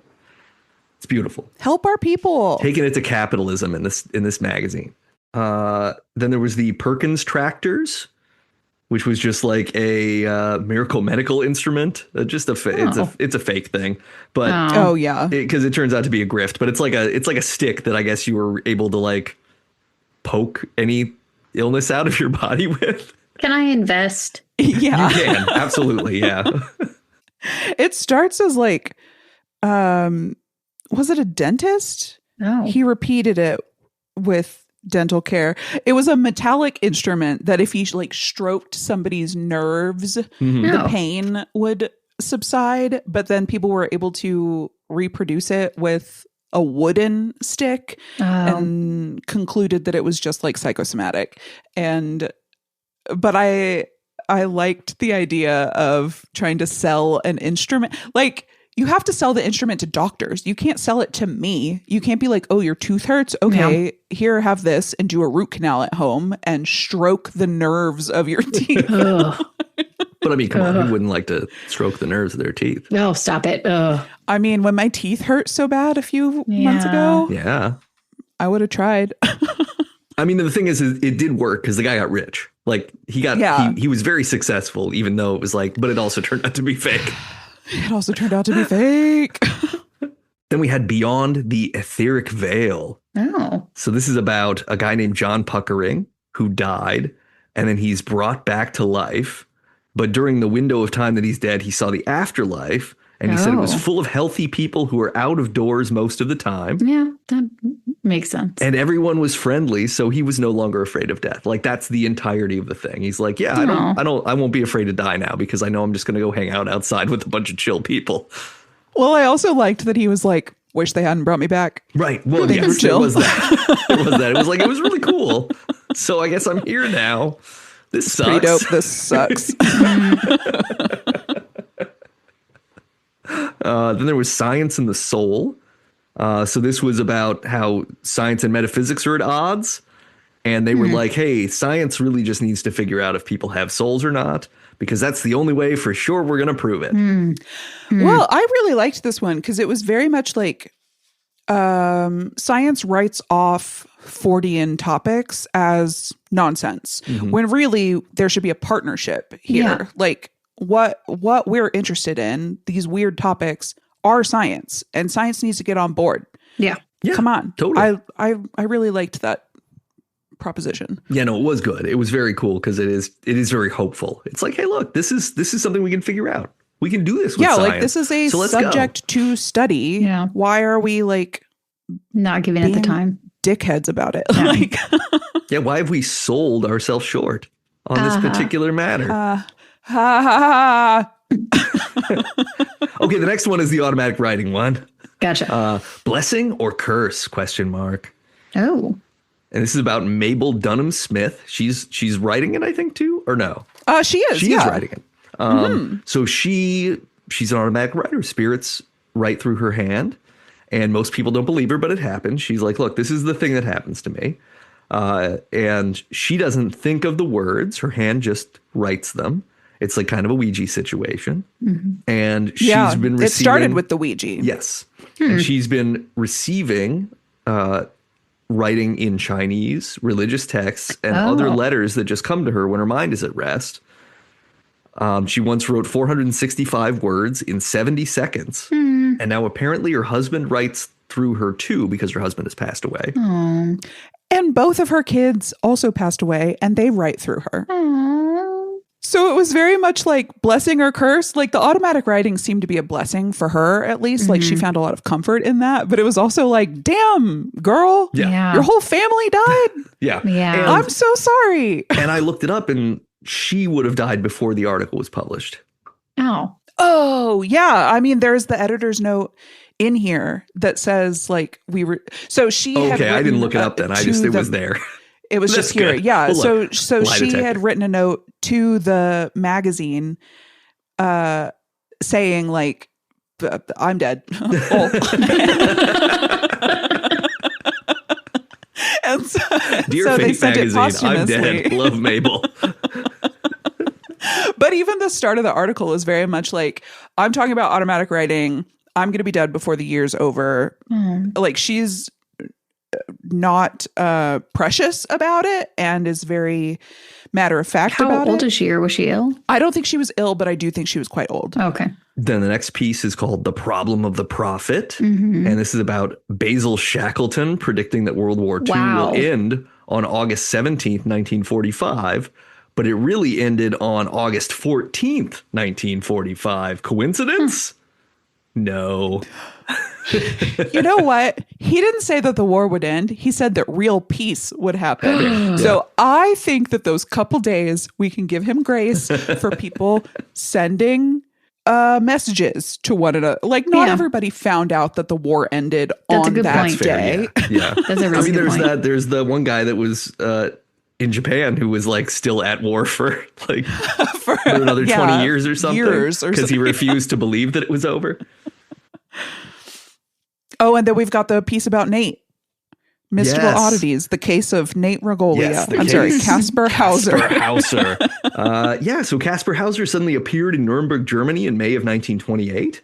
No one knew how he got there. And he could only say, "I want to be a soldier like my father was," and nothing else. He didn't know anything. He couldn't walk. He basically was like otherwise a functional infant. Yeah.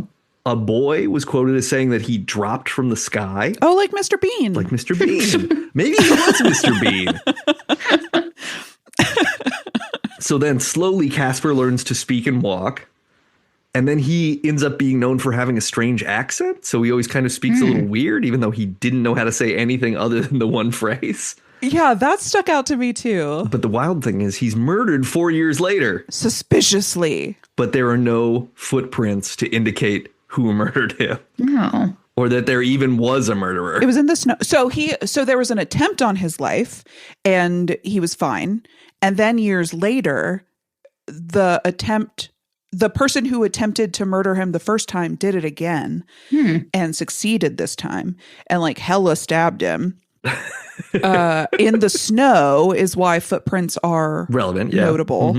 So only Nate's footprints were in the snow. That's right. That's so because Jesus was carrying me the whole time. Yeah, that's what I thought. Exactly. And they also considered the fact that maybe the assassin threw the knife, but there weren't footprints close enough for that to be feasible either. And he couldn't have stabbed himself because of where the wound was. The angle. It was in an impossible place. So yeah. So this guy just like appears out of nowhere, can't do anything, lives for 4 years, and then is murdered. Mysteriously murdered. Now I wonder if is that like a time travel baby Hitler sort of situation? Like, was he sent back to do something, but it didn't quite work, so he forgot how to do everything, and then they figured out why he was there, so they killed him. You know what I mean? That's a much more generous idea than I had, which was that this was like a Joseph Fritzl situation where he was like kept in a basement somewhere for his whole life, and it was like it was like a room situation. Not the room. That's quite different. You're tearing me apart, Lisa. Accent could be the same accent though. Or it could just be like he had some sort of mental disability and people just didn't understand what it was, and then he made some strides, and then somebody killed him because he was. And then somebody killed him. Yeah. It was, but interesting, right? And very strange, very curious. Yeah, it is very strange. Then we have Wyoming's Ship of Death. Oh. This is a fun little story. This is fun, yeah. An icy ghost ship appears in Wyoming as seen by Leon Weber.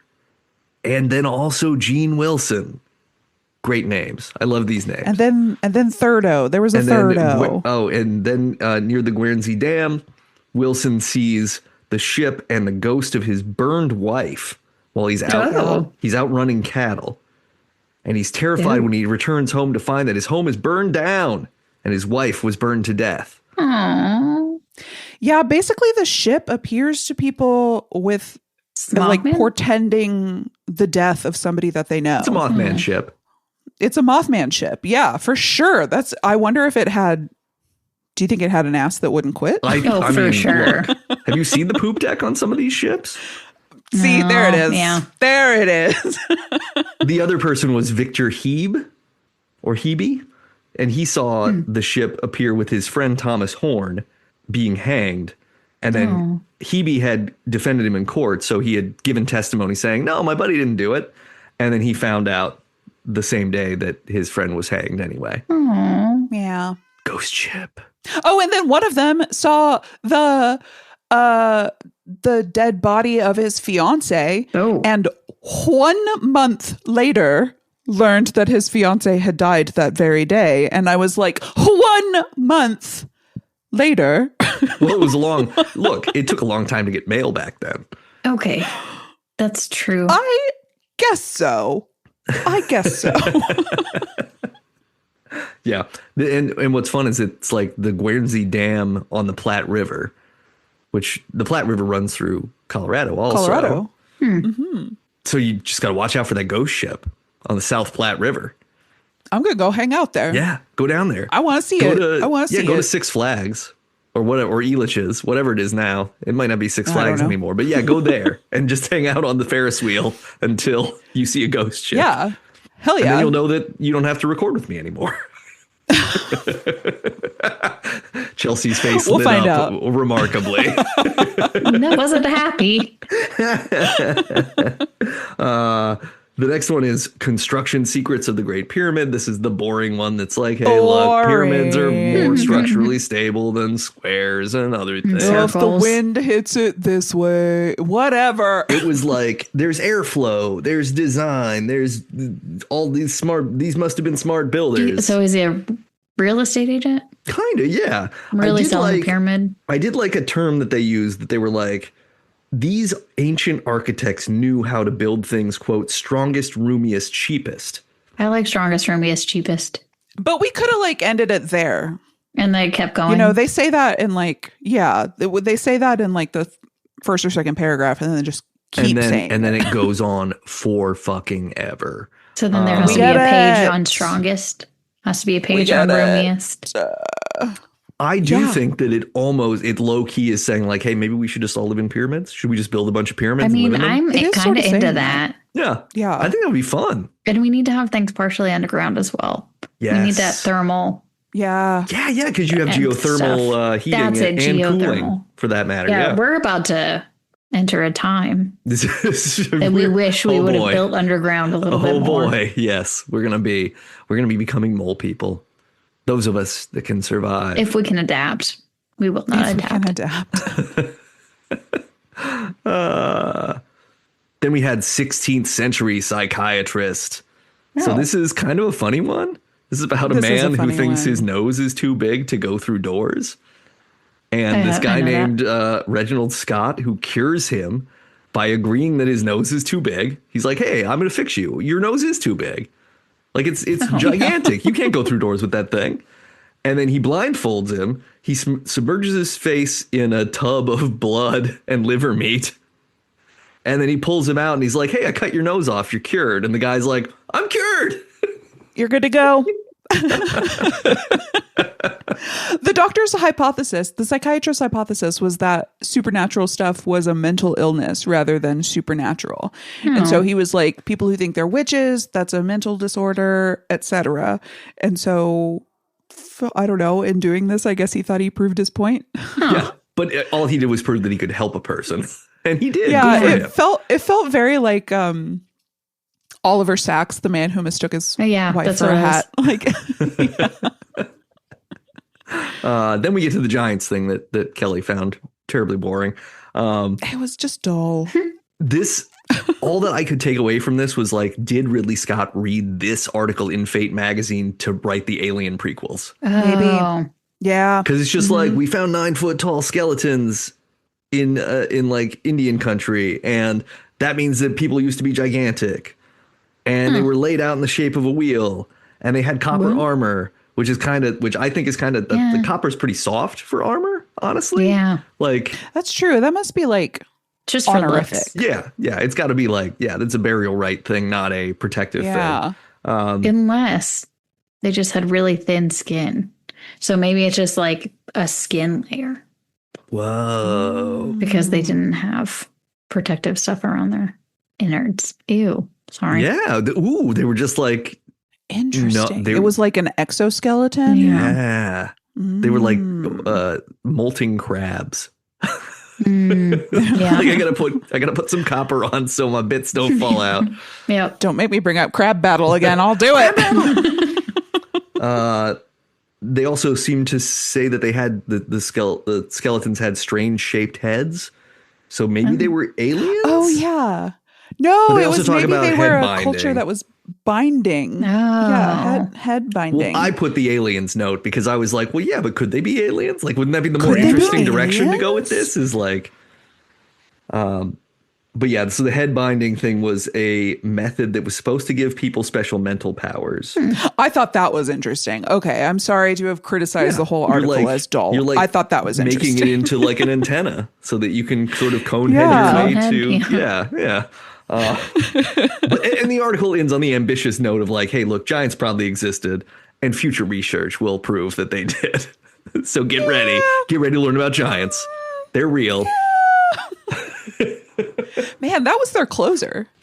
Yeah, that was their potent thing. Then we have what strange powers did the ancients possess, which is an ad to get a book from another publisher about ancient mental powers. Oh, from the Rosicrucians, right? Yes. What? It's a fraternity. It's like a fraternal order. Okay. They're like, it's not political. It's not religious. We're a fraternal brotherhood, and we can tell you. I mean, share with you the secrets. We have great secrets that are worth some money but we're not trying to do that. From the Ascendant Masters. I don't know.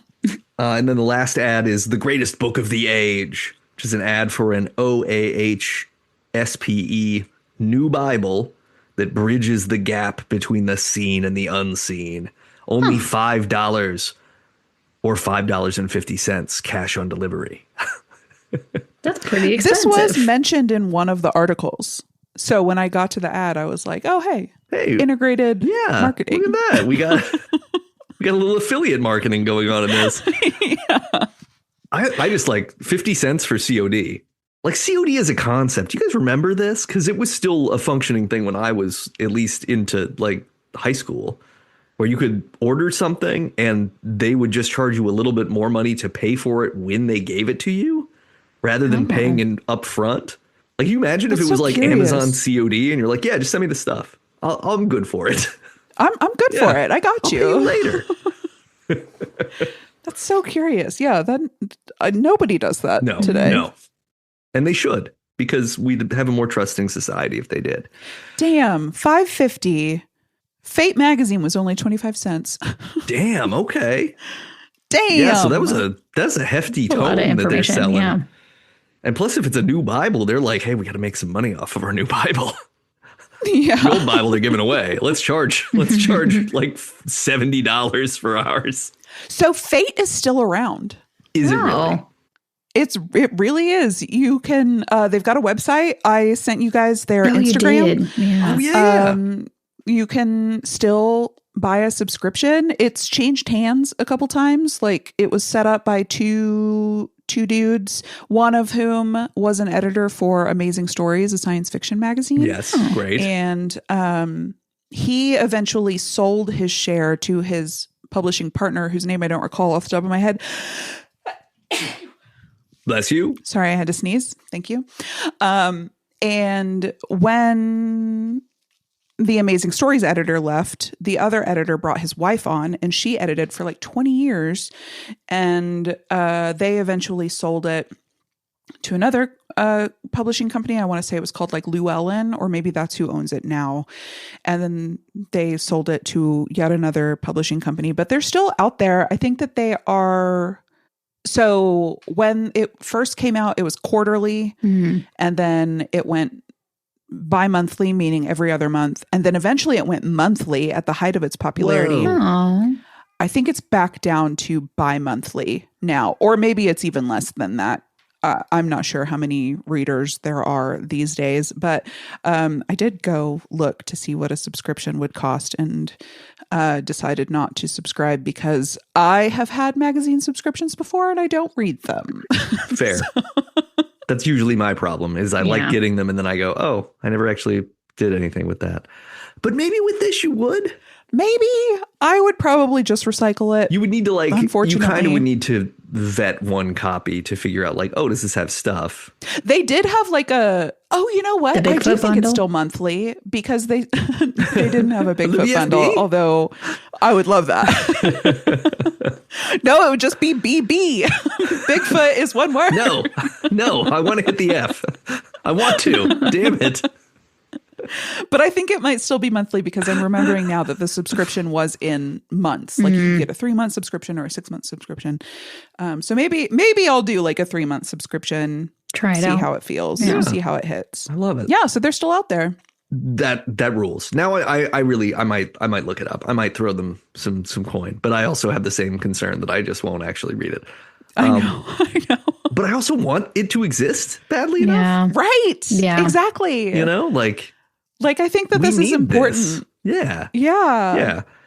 Maybe they'll get the debut buddies bump. Hell yeah. If you get the debut buddies bump, email us debutbuddies@gmail.com. We would love to hear from anybody there.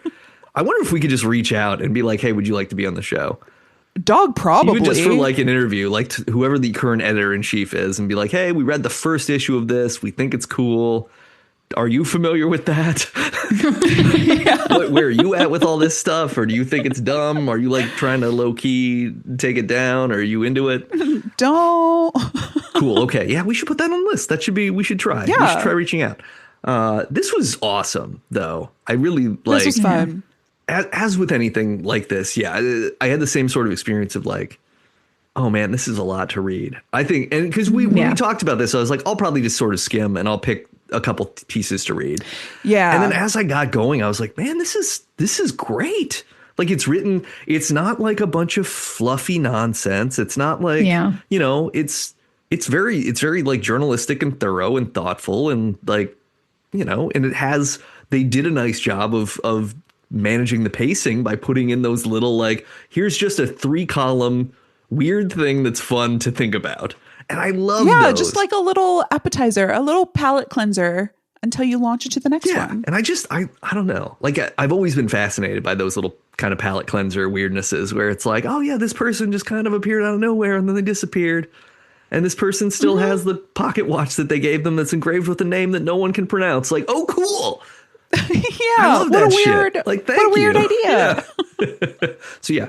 Good choice, Kelly. That was very good. Shout out to the Newkirks over at Haunted Objects podcast for this being a quote unquote haunted object that they shared with their Patreon group that I was excited about. Hell yes. Shout out. And now it's time for the Mouthgarf Report. Yeah. The Mouthgarf Report.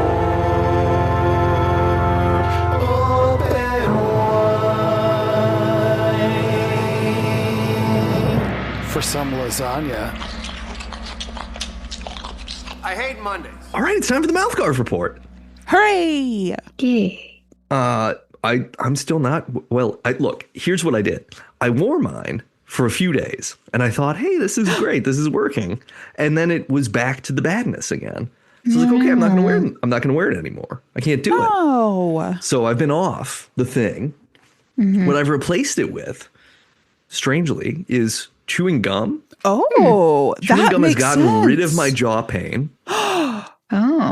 And like the tightness and everything, like just chewing like a piece of Trident or 2 a day. And I haven't ground my teeth that I know of since then either. It's like I just like exercised out the knot or something. I don't know. Stay tuned for whether this ultimately works or not. I hope it does. Because I feel very like reinvigorated by this possibility that I'll be okay and I won't have to keep dealing with this. Dang, So that's cool. awesome. Maybe I'll give that a shot. What I imagine I will do is just clench my teeth with the gum in between. But it's worth giving it a shot. But it makes you conscious that you're doing it because there is something to chew. And then the act of chewing, like you do, I think if you're chewing on purpose, you actually do it less of a bite down than you would if you were clenching. Because the clenching is like a reaction, like a sort of, automatic absent-minded kind of reaction versus the chewing is like, I'm actively chewing. Because I took a meeting this afternoon. I was mostly off today, but I took a meeting this afternoon and we had a Zoom with a group of writers. And I was aware, like, oh, don't chew loudly while the person's talking, right? Because, I don't want to be like, an 80s mall character. Yeah. like visibly trying to quit smoking, chewing. Right, just like wadding 5 pieces in my cheek, dislocating everything. But that's been good. And then I've watched a shitload of movies. So I just wanted to make a couple of recommendations. Yeah. Ooh. Yes, please. Because I saw a film called The Tall T from 1957. Spell T? Just the letter T. The letter T. Okay. The letter T. It is a Western from 1957. The male lead is 59 years old. The female lead is 45 years old. How old do they look? They look great. Oh, good. But I was impressed at, hey, movies used to have middle-aged people in them, right? Yeah. And the fact that he wasn't 60 and she wasn't 25 or something, right? Because that's what I expected. You guys have seen the ads for a new movie starring Leonardo DiCaprio and Jennifer Lawrence. Yet another movie starring those two. I don't know that they're love interests, but when I saw it, I was like, here we fucking go. Yeah. And that's close to the age gap, right? Because he's 50. Oh, she's too old. She's too old for him. Well, she's 30 something. Yeah. Yeah, exactly. Yeah. So it's over. 29 that is can't the happen. cap. It would have to be a work of fiction. I thought it was 25. Is the cap. Yeah, I think it's 25. My bad. I think the meme is 25. I was trying to give him credit, nice of you. I guess. Yeah. Well, hey, maybe as he gets older, he adds a couple of years every 10. So eventually it'll be 29. But that movie was wild because it's 1957. The film the opens, Wild West? It is the Wild West. It opens in a very conventional 50s Western sort of way where it feels a little bit like kind of a Disney, the West is cute and everything's fairly clean. And this cowboy's just riding around having a good old time. And the movie gets real dark and surprisingly violent. Especially just because it's pre Peck and Paw, it's pre all of the 60s and early 70s Westerns where it was really let's go nuts with spaghetti Westerns and stuff. This is it's groundbreaking and it's really well done. It's a cool movie. The acting is great and they're old. So that rules. I thought it was fun that they were old. Representation matters. It's true. Old people exist. And I they need have to for see longer than middle-aged people. Jenny and I went and saw The Drama with Robert Pattinson. How was it? I liked it a lot. I think it's not a perfect movie, but I liked it a lot. I think that the whatever they're calling the twist in it is pretty interesting. It's Don't say anything. I'm not going to say anything. Yeah, say no more. But it's an interesting choice because it is I can see why people were complaining about the bigness of the choice, but I can also kind of go but it's fundamentally sort of a good thing to do. Ultimately, the movie is a really fun kind of we all make mistakes rom-com sort of thing, but through this weird A24 lens that makes it more artsy, but also really fun and goofy and weird. Okay. And that's what Pattinson I was hoping from it. Is great. Robert Pattinson is such a perfect doofus. He's so good at being a doofus for being so fucking handsome that you could set a watch by his jawline. So handsome. He is just he's great. But then you see, I've only seen the trailer for that, and I've just seen pieces. What was it called? Mickey 17. Mickey 17, yeah. Mm-hmm. I watched part of that in a bar, and watching him play all these different characters, some of which are doofuses. I was like, damn. Yeah. The boy's got range. He looks like a doofus here, even though he's so handsome. And he was in The Boy and the Heron? Yes. Mm-hmm. He's the voice of the heron, right? Heron. Yeah. Cute. So he does and that He's heron he voice is he is a thick, weirdo. weird, wet, gross. It's like, it's like a wet bird noise. And it's like, you can't imagine Robert Pattinson doing that, but he did. Good for him. And I bet he flapped while he did it too, because he's a doofus. It's one of those things where it's like, oh man, God, these people are so attractive and they're so good at stuff. It's annoying. Rude. Unfair. Seems a little unfair. Like, couldn't you be a little more shitty. one-dimensional, please? No, we're all handsome and charming and doofuses. Yeah. No, I mean, that's the thing. It's beautiful. We're handsome doofuses. On the plane, I watched If I Had Legs, I'd Kick You. Yeah. Oh, I still haven't watched it, but do you agree with How'd you Chelsea feel that about it's it? that it's a Eraserhead for An approachable Eraserhead. Eraserhead? Yeah. I think it's like inches away from total brilliance. Like it is so well done. Okay, so I'm going to prioritize this so that we can talk about it proper. And you saw it on a plane, so it's like 20% better.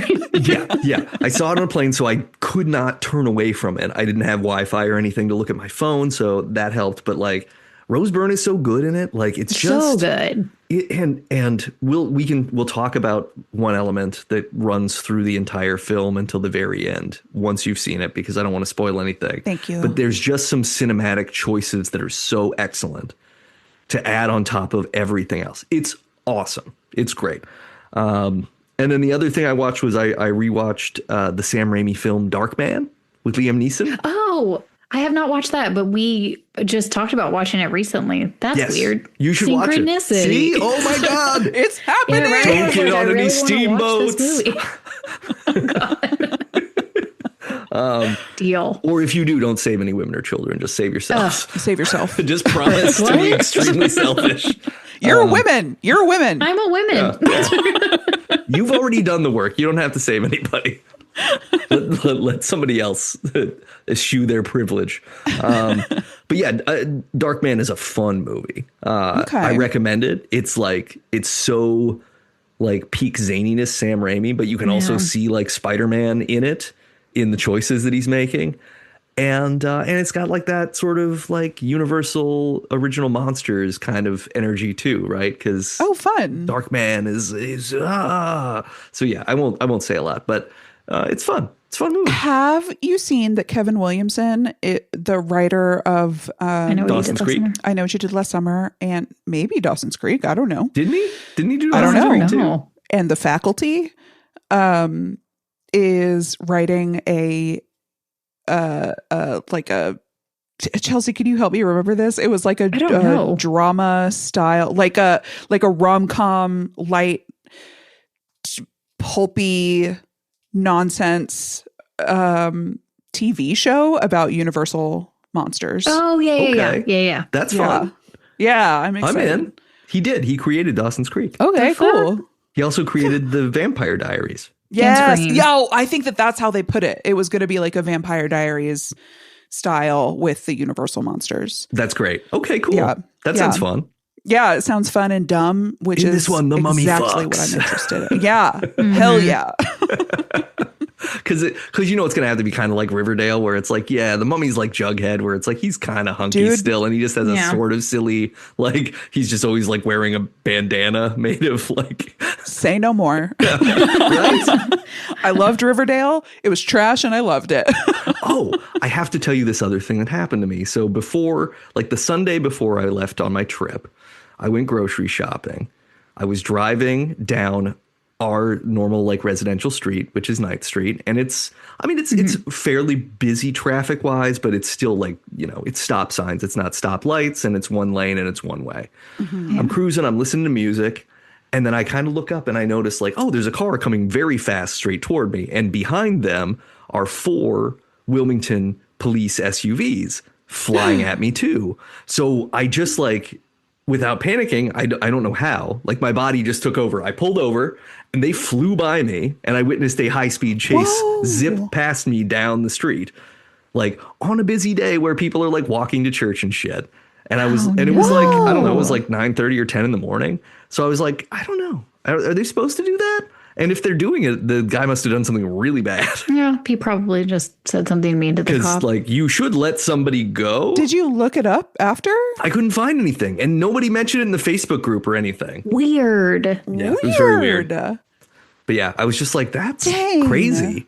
Because, yeah, I assumed that the policy was, hey, if it's in a place where we might cause the person to kill a bunch of people in a crash, we should stop chasing them.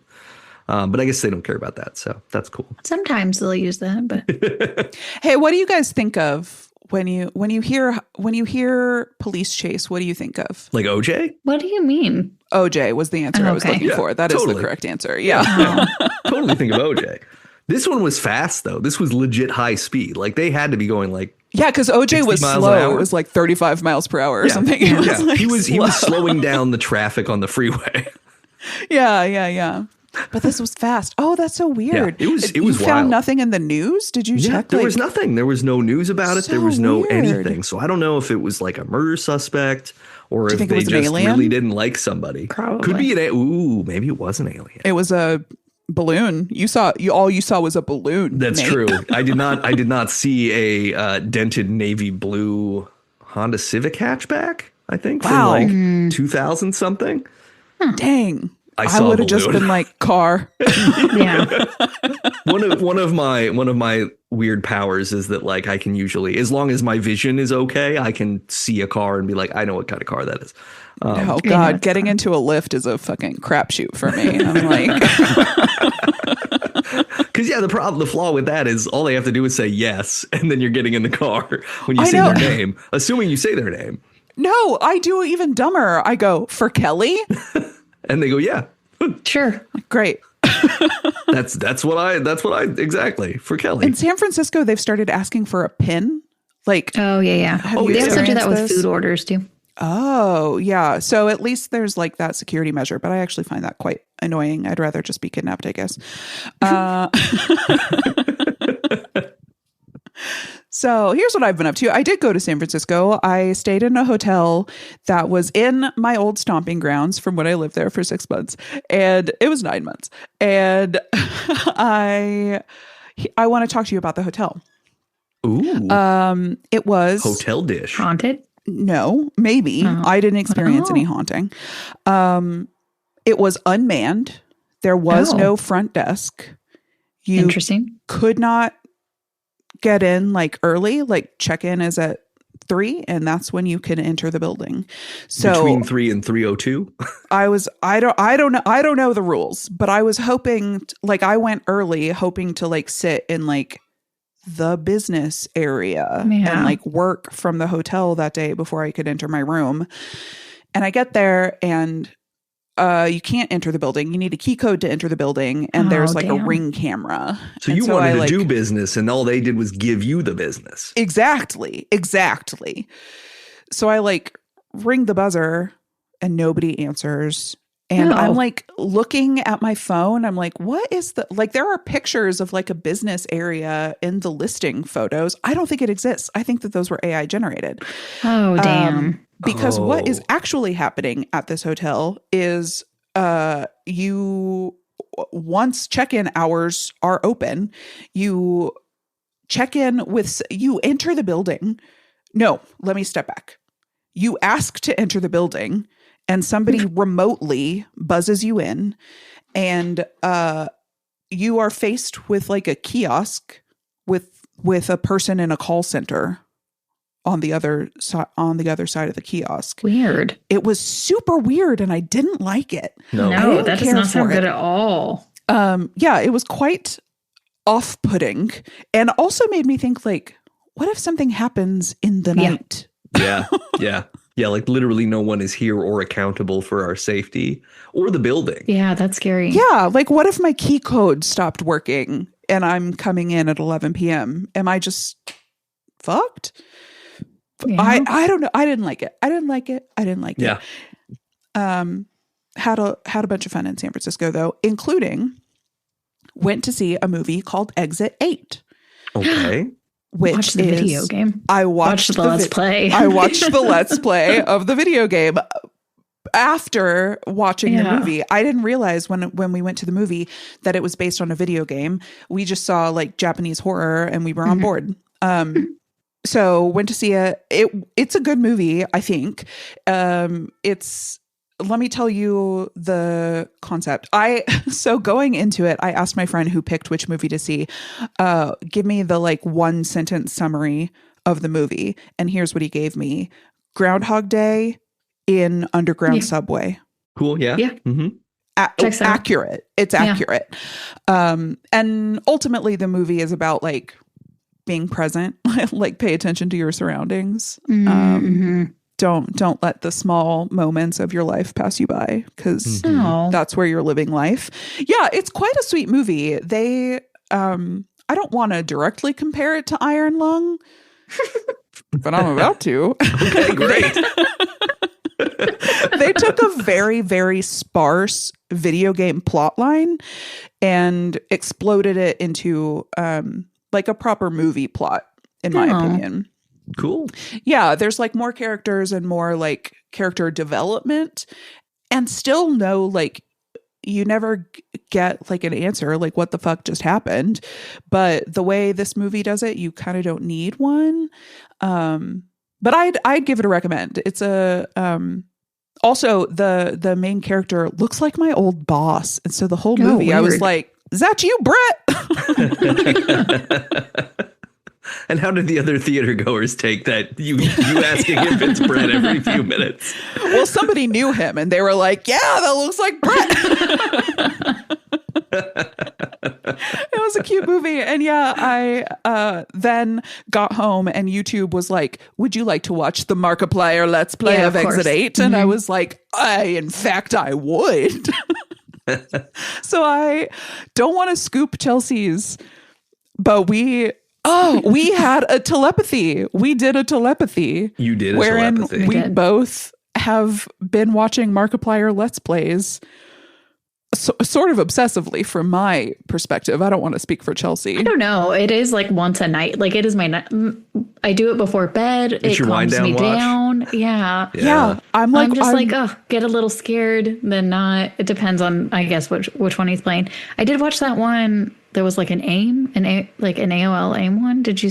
No, I haven't seen that one. Oh, okay. It's a game? It's an AIM game? It's an AIM game? Is it like Unfriended? I don't want to say anything. Okay, thank you. Maybe I'll watch that tonight. I should check that out. It's something Emily. It's called something Emily. Something Emily. Okay. I'm really digging the current one he's doing. No, I'm Not Human. Oh. Don't start yet. He's not finished it. Okay. Or maybe I got too drunk and I don't remember how it ends. One of those two things is true. But one that he did that I found. I just love that as a premise for so many things. Like, don't start Lord of the Rings. I don't think they finished it yet. Or I just drank too much. Sorry. To my credit, this is the most recent series, so it could be incomplete. You're. I'm sure you're right. I like this line of thought. I'm like, do we think maybe that George R.R. Martin just got too drunk and he thinks he finished Game of Thrones? He's like, I don't remember if I did or not. I've been having too much fun. Probably. But there's one I watched that I really liked. Some of them are quite boring. Some of them, I don't know. I'm just letting them autoplay while I'm knitting, and if it sucks, it sucks. I don't skip to the next one. I just suffer through, I suppose. I kind of do that though. Like if I like the creator enough, I just sort of let it ride. Yeah. And it's like, whatever. This will pick up. There will be some redeeming aspect of this, and there will be fine. Something, or there won't. What am I doing anyway? Whatever. Look, you're doing the movie. It's like, just enjoy the little things. Pay attention to little things. Exactly. Even if they suck. I'm exitating it. Yeah. But there's one that I watched. It's a series of videos, and I wish I could remember the exact name. It's called, God, this is just like You Should Have Left, where I'm going to get some of the words right. It's called like That's In the Dark of Night, or In the Dead of Night, or Dead at Night, similar or things. Something like that. But here's the weird gimmick of the game. It's combination live footage of like humans and 2D video game stuff. Okay. And so it's like a really interesting interleaving of these two paradigms, and it is in a spooky haunted hotel where they ghost hunt and collect EVPs. So I love that. yeah, that's I think fun. you'll like it, Chelsea. Yeah. It's called like In the Dead of Night or In the Dark of Night or dark, The Night is Dark. I don't remember. You'd be able to find Honestly, it with you probably named a bunch of different games. Honestly, you're right. It's dark. Go to bed. The game. Yeah. So that's what I've been up to. What about you, Chelsea? So I have been, oh, sorry, I was thinking about my mouth. My mouth is fine. I do feel like there's a little tiny like pocket or something, but not pocket, but like it's swollen on this side. Like there's what is it? Like I could pop it. The little fluid filled sac. Like you got like a or something. cyst That or sounds something? Inside Yeah. or outside? It's definitely inside somewhere, but I keep feeling it. But generally, my jaw has been, I don't know. I feel like I've been moderately stressed lately. Yeah, you've got But some stuff. Just Yeah, a little yeah. bit. Just Yeah. a little bit. Just maybe a tiniest amount. But Yeah. I haven't had too much problems. I have been very excited about the TVs, the TV shows, the shows on the TVs. Have we Yeah. talked about Station 11 before? I don't think so. I've not watched or read it. I have both. I liked the book a lot, and I really love the miniseries. I think they're great. And I say that because I watched the show Paradise. Have you watched that? Okay, it's got Sterling K. Brown in it, and it is from the creator who did This Is Us, and it is very addictive and so good. But I also loved This Is Us, so I'm not gonna like pretend like it's not very similar. Is that with Jess? Was Jess in that? Gilmore Girls Jess? Yes, he was the father. Okay. Yep. I just wanted to make sure I had the right TV show in my He's the Yeah. father. Yeah, but this Can't fail that lie detector. show has been so good, and I watched it very quickly. And it's 2 seasons, and I didn't know. I thought it was on the 3rd season, and I was like, "Thank God, I will get past the first 2 seasons, and then I'll start watching the 3rd season, and they'll start releasing it." If the fucking 2nd season just ended, and now I'm so upset because now I have to wait 2 years or like a year, and I won't see another thing from it. But right now, all my shows are coming back on the air, and that's my favorite. So I'm watching From and The Boys. And there was something else I was watching. Now I can't remember it, but I look forward to it every week. And I just I forgot what it feels like to have a show again to look forward to. yay. Oh, I also watched Something Very Bad Is Going to Happen. And I thought that was a fun show. Yeah. It's on Netflix. I think that it's their answer to not having Mike Flanagan anymore. So it's like another horror TV show. It's not. Wait, I was still good. I don't want to say it's not as good. I was still good, but I love Mike Flanagan. So it's called Something Bad Is Going to Happen? Something Very Bad Is Going to Happen. Something very bad is going to happen. That is not starring one of the characters from Undertone, is it? No. Oh, yeah, Okay. it is. It is. It is. It is. I thought He's I the recognized husband. the name. Yeah. Okay. Or the boyfriend. He is fiance. he seems young. Yeah. Adam He did good in DeMarco. it. He did good in it. Good for And him. I watched it after we watched Undertone. So, Yes, Adam DeMarco. Yes. yeah. Oh, it's got Jennifer Jason Leigh in it as well. Yeah. Yeah, it's a pretty good show. And yeah. Okay, maybe I'll That's check it all out. I've got. I watched Faces of Death. Wait, no, is that what it is? Yeah. Yeah. The new one. Yeah. Mm-hmm. Well, we don't have any good movies here, so I did not get to see Exodate because I could just watch Let's Plays. My brother Yeah. called me this weekend. He was like, "Do you want to go see a movie?" And then I was like, "Yes, but you already watched Ready or Not 2. You bitch." And What? He didn't want to go, and now he's already he didn't want to seen go it? because he was like, "I have to watch the first one," so we watched Faces of Death instead of Ready or Not 2. Ready or Not 2 is no longer in theaters, and I know, I missed it. and then he was like, "Oh, it's a sibling movie," and I was like, "Good job, man." We could have had this moment together where we watched 2 sisters try to protect each other, and we could have tried to protect each other as sisters as well.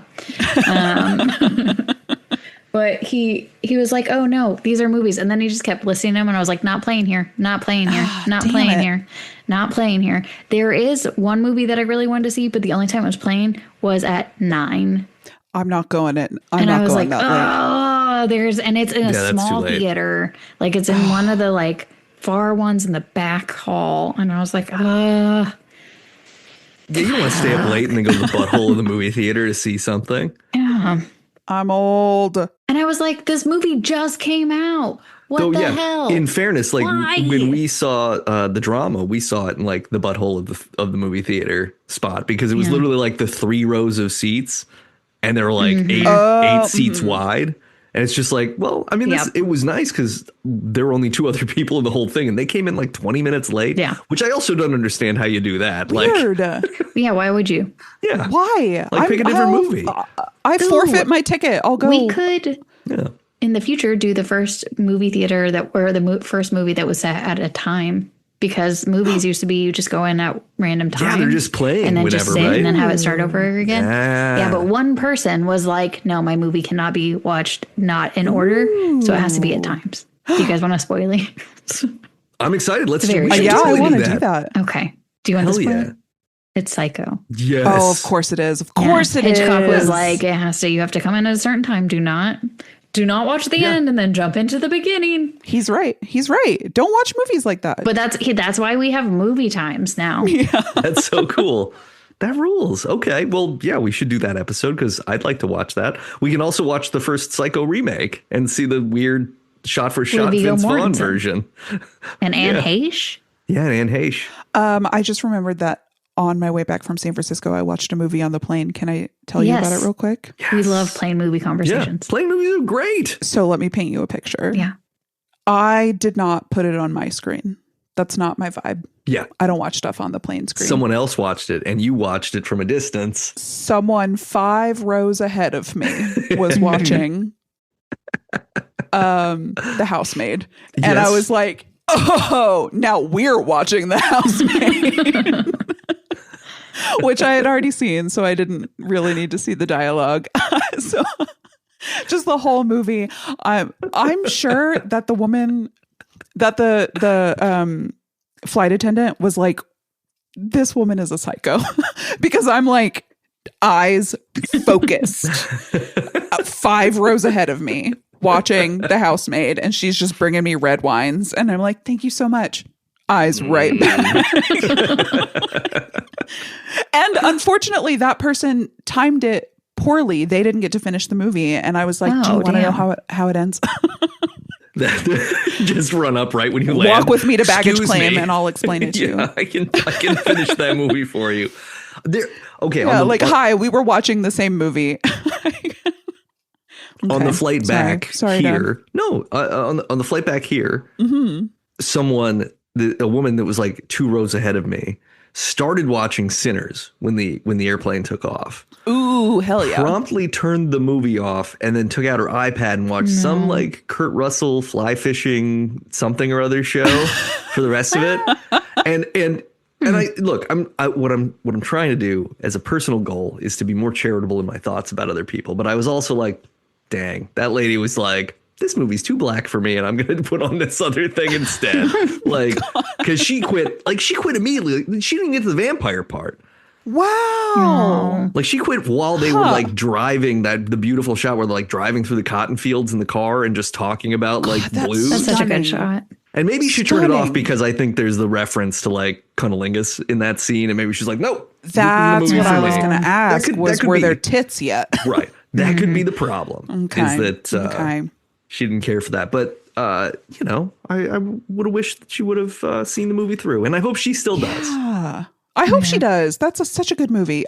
Certainly she was just like, this isn't plane appropriate. I'm nervous about there being children around me. I'll watch it later. This was a phenomenally empty-ish flight. Like there were 2 people per row, open middle seats the whole way.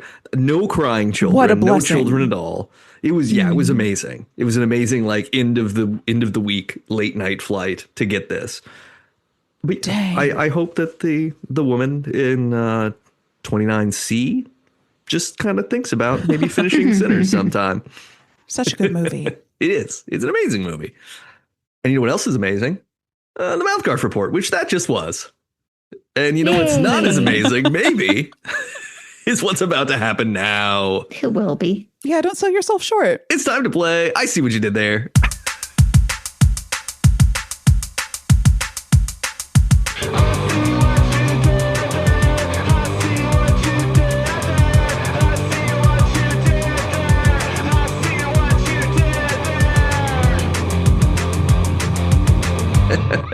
All right. These are all related to First Fate magazine. Let's see how we do. Number 1. This long-titled Mark Twain novel features American Hank Morgan receiving a blow to the head and being transported back in time to Camelot. And this is a conceptual space outside the justice system whereby the media influences at-large perception of a person or situation. I can't remember the whole title. It's like an American something in King Arthur's Court of Public Opinion. You do see what I did there. Yes, it's a Connecticut Yankee. I do. A Connecticut Yankee. Ah. A Connecticut Yankee in King Arthur's Court of Public Opinion. You see what I did there? Yeah, I was close. I was close. You were very you were that was a 95%er right there. You didn't have Connecticut Yankee. You said American. I was like American werewolf in An American werewolf in the London That would be of interesting. people talking. Yeah. Number 2. Dionysus, among other gods, resides on this compact set of summits overlooking the Aegean Sea in Greece that features the country's highest peak. And this is a fictional character in the Shrek universe known as a furry swashbuckler with Antonio Banderas' voice. So it's Puss in Boots. It sure is. Thank you. Where do the gods live in Greece? Olympus in Boots. Yes. Mount Olympus in Boots. Mount There you Olympus go. and Boots. You see what I did there? Yeah. In researching that question, I learned that Mount Olympus is actually just a collection of compact peaks. It's not a single mountain. Yeah, when you said that, I was confused. It's a group. Yeah, I thought it was Thank just the you. one guy. Okay. Yeah. Okay. Let it be known that you do learn some things on Debut Buddies. Yeah, hell yeah. Fact check. This is We learn a this lot. is an educational podcast. Yeah, you said It that. is. I mean, I think I Many a changed the time. topic to history to see if that got more downloads. We'll find out. I mean, they all are firsts. They're historical yeah. moments. It's not lying. Yeah, I guess think you were so. right to do so. I think that you were right to do so. Because before it was comedy, and I think that was more of a stretch than history. So It's too much. Yeah. Like we're funny sometimes, but it's not like we're, comedians. But it's history. It's true. Yeah. It is. Number 3. This is the title of the 8th film in the Vin Diesel street racing blockbuster movie franchise. Ugh. Hint, the title features the title of the magazine we read for this episode. And this Oh, okay. is a knife fighting ape from an episode of The Simpsons whose name checks a famously inquisitive children's book character as well as a punk band. The fate of the Fast and Furious George? Yeah, you see what I did there. Different George. You didn't have to have Okay. you didn't have to have fast in there. It's just the fate of the furious, George. Really? Yeah. I thought it was Fast and Furious. Oh. Yeah, Okay, just the fate of the okay, furious. okay. But fate of the furious, George. You see what I did there? What happened to the Perfect. Fast? I think that because I think Fast 7 'Cause was of the Paul previous, and then They they were say slow. fate. They were slow, that one. They keep doing this thing where they don't want to say the title over and over again, but they kind of want to say the title. So Well, it was they like did Fast and 5, Furious without the Furious B. 6. I can't remember what 7 was. Too now, Fast, Too actually. Furious. Yeah. I don't know. I don't Seven know. Cream. Seven Cream. The sequel to 6 Cream and 5 That's Cream. a callback. That's a callback to a different podcast called Never Show the Monster. Don't show it. Don't show that monster. That's something that If I Had Legs, I Would Kick does effectively. Not showing the monster.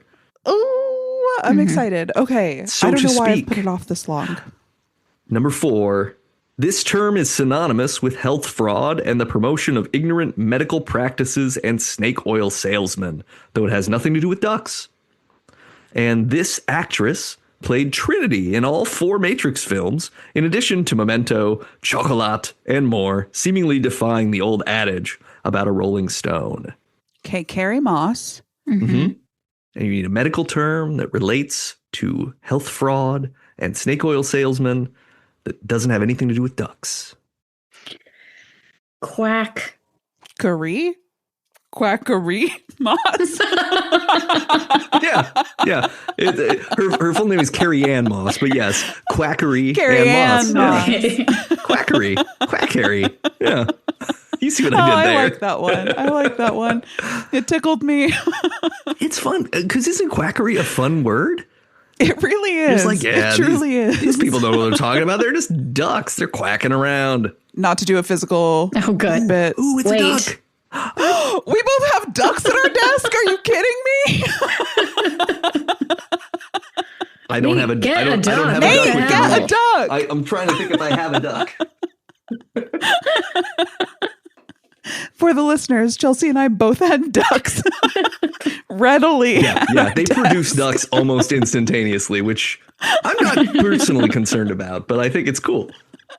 Yeah, I literally don't have a duck nearby. I'm glad you're still looking. I really am. I'm like, I think if I have a duck, it's in one of these drawers.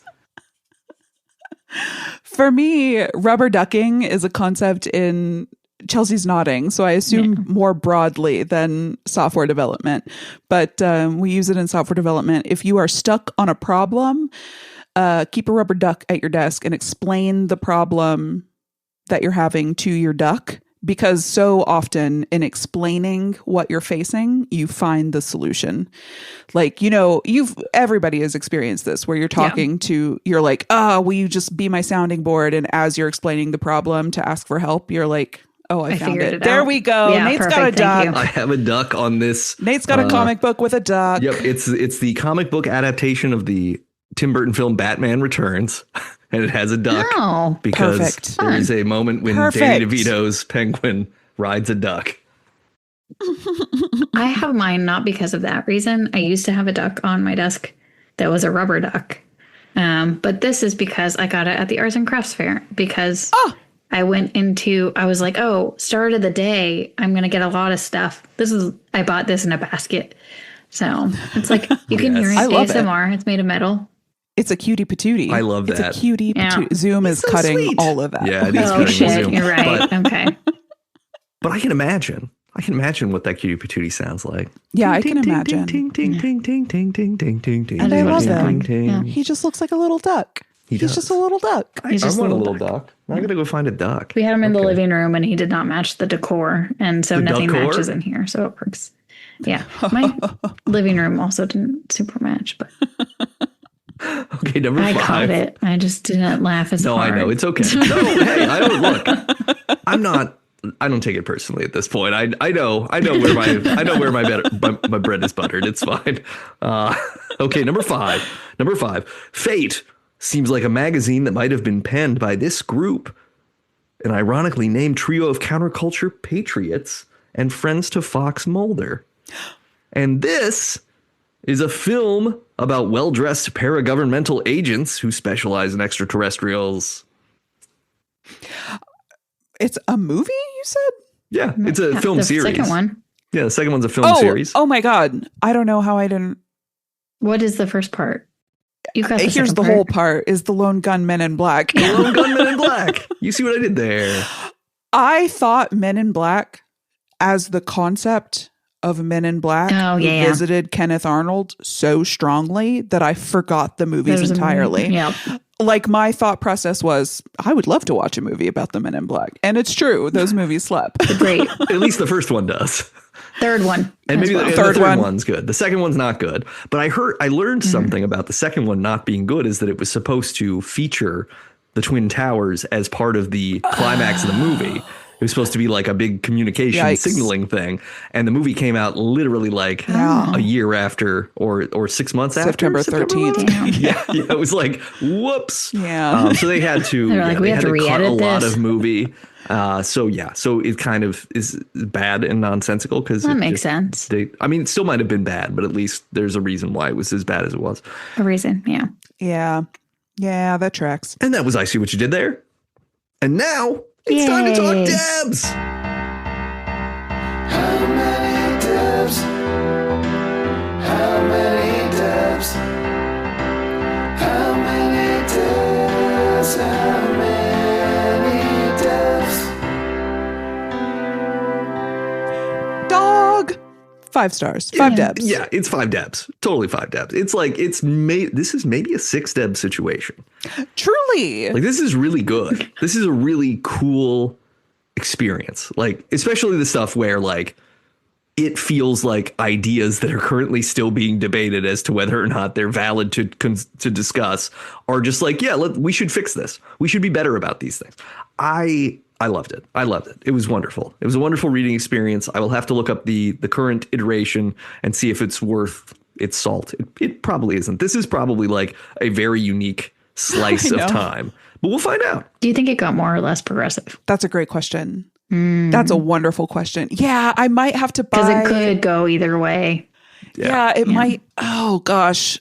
Conspiracy theory is such a strange space. Yeah, it could really go either way. Yeah. Oh, man. I kind of want to read the latest one and just see. Yeah. Can I get the latest one without giving them money? Yeah, I was like, is there a place you can get it on the newsstands?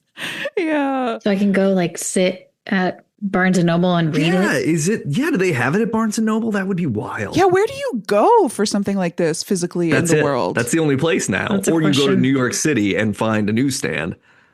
Chelsea, you have an assignment. I'll do it.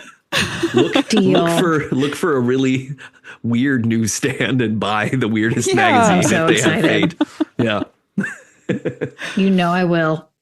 And I love a side quest. So hell yeah. Yeah. I'm doing it. It's side quest. Yeah. Yeah, this was fun. Yeah, this was really good. So many of the back issues are on Internet Archive, so there's way more to check out. If people are interested, you can find at least the first one there, many additional ones. I don't know how comprehensive their collection is, but it does seem to be vast. And it's been around a long time, so there's probably like at least 30 of them that you can look at, which will take you days. Like it took me a whole weekend to read one just because I was really... not the whole weekend, but I can only read for so long when I look at a screen and read all the time anyway. No, but same. It took me the whole weekend to read it interspersed with other activities. Yeah, that's fine. It would have taken you a whole weekend. It would have. Yeah. On our next episode, as we teased earlier in casual conversation, we're going to talk about the first film that required showtimes. That changed from an era of we just run movies and you come in when you feel like it. Dum-dums. You got to watch this movie from start to finish, just like all other movies that have existed since. So we're going to be watching Psycho, the Alfred Hitchcock classic. Yeah. If you like this podcast, please subscribe, rate, and review us wherever you listen. That includes going to Apple Podcasts, giving us 5 stars, and telling us what you think of aliens or maybe, ghosts, giants, pyramids. Do you live in a pyramid currently? Are you willing to sell us some pyramid stuff so that we can live in pyramids where we'll be cool on the inside and crispy on the outside? There's an Airbnb of a pyramid. Yes. I want to Airbnb a pyramid. That sounds great. Yeah, it's very 80s decor. So. Debut Buddies road trip. Yay! Yeah. Yes. All right. So now we have another plan, and this is going to be wonderful. It's definitely going to happen. And we're going to record it live together in person while we sit inside a pyramid. If you like the music, it's all Michael J. O'Connor. Check out Michael J. O'Connor's music at michaeljoconnor.bandcamp.com or Michael J. O'Connor and the coldfamily.bandcamp.com or find his Substack because he's writing a lot of stuff that's inspirational. It's going to change your life. Or at least it's going to change the way you're thinking about your life. And that is almost as good. Mm-hmm. Yeah. And if you want to read some stuff, we got books. Go to readspaceboy.com. There's books about aliens for sure. I can guarantee you that. Flying saucers, space travel, all kinds of stuff. You're going to love it. Readspaceboy.com. And if you miss me and Chelsea in the off weeks of Debut Buddies, you can find us over at Never Show the Monster, a funny podcast about scary movies. Probably you can find us. It's, if not now, very soon. Surely by now. Hopefully. It's the Where's Waldo of podcasts. That's part of the fun. Is like, where are they? Can we find them? I know they're here on the page. You can definitely find the archives, and hopefully you can also find new episodes. Hell yeah. And they're all worth listening to. The archives are immaculate. Chef's kiss. Aw, thanks. It's true. They're a fun little, they're a fun thing for me to listen to from time to time because I don't listen to you guys enough. Oh. Aw. Especially not on this show. I talk too Oh, much. Nate. Okay. Yeah, No right. self-deprecation. Grant me that, No. though. Okay. That was our fabulous episode on Fate Magazine. Until next time, stay weird and don't clinch. Oh shit, I was clenching. I was too. Yeah. Exactly. Don't do it. Don't do it. Yo-ha. Yo-ha. Yo-ha. Bye, buddies. First is best, or first is worst.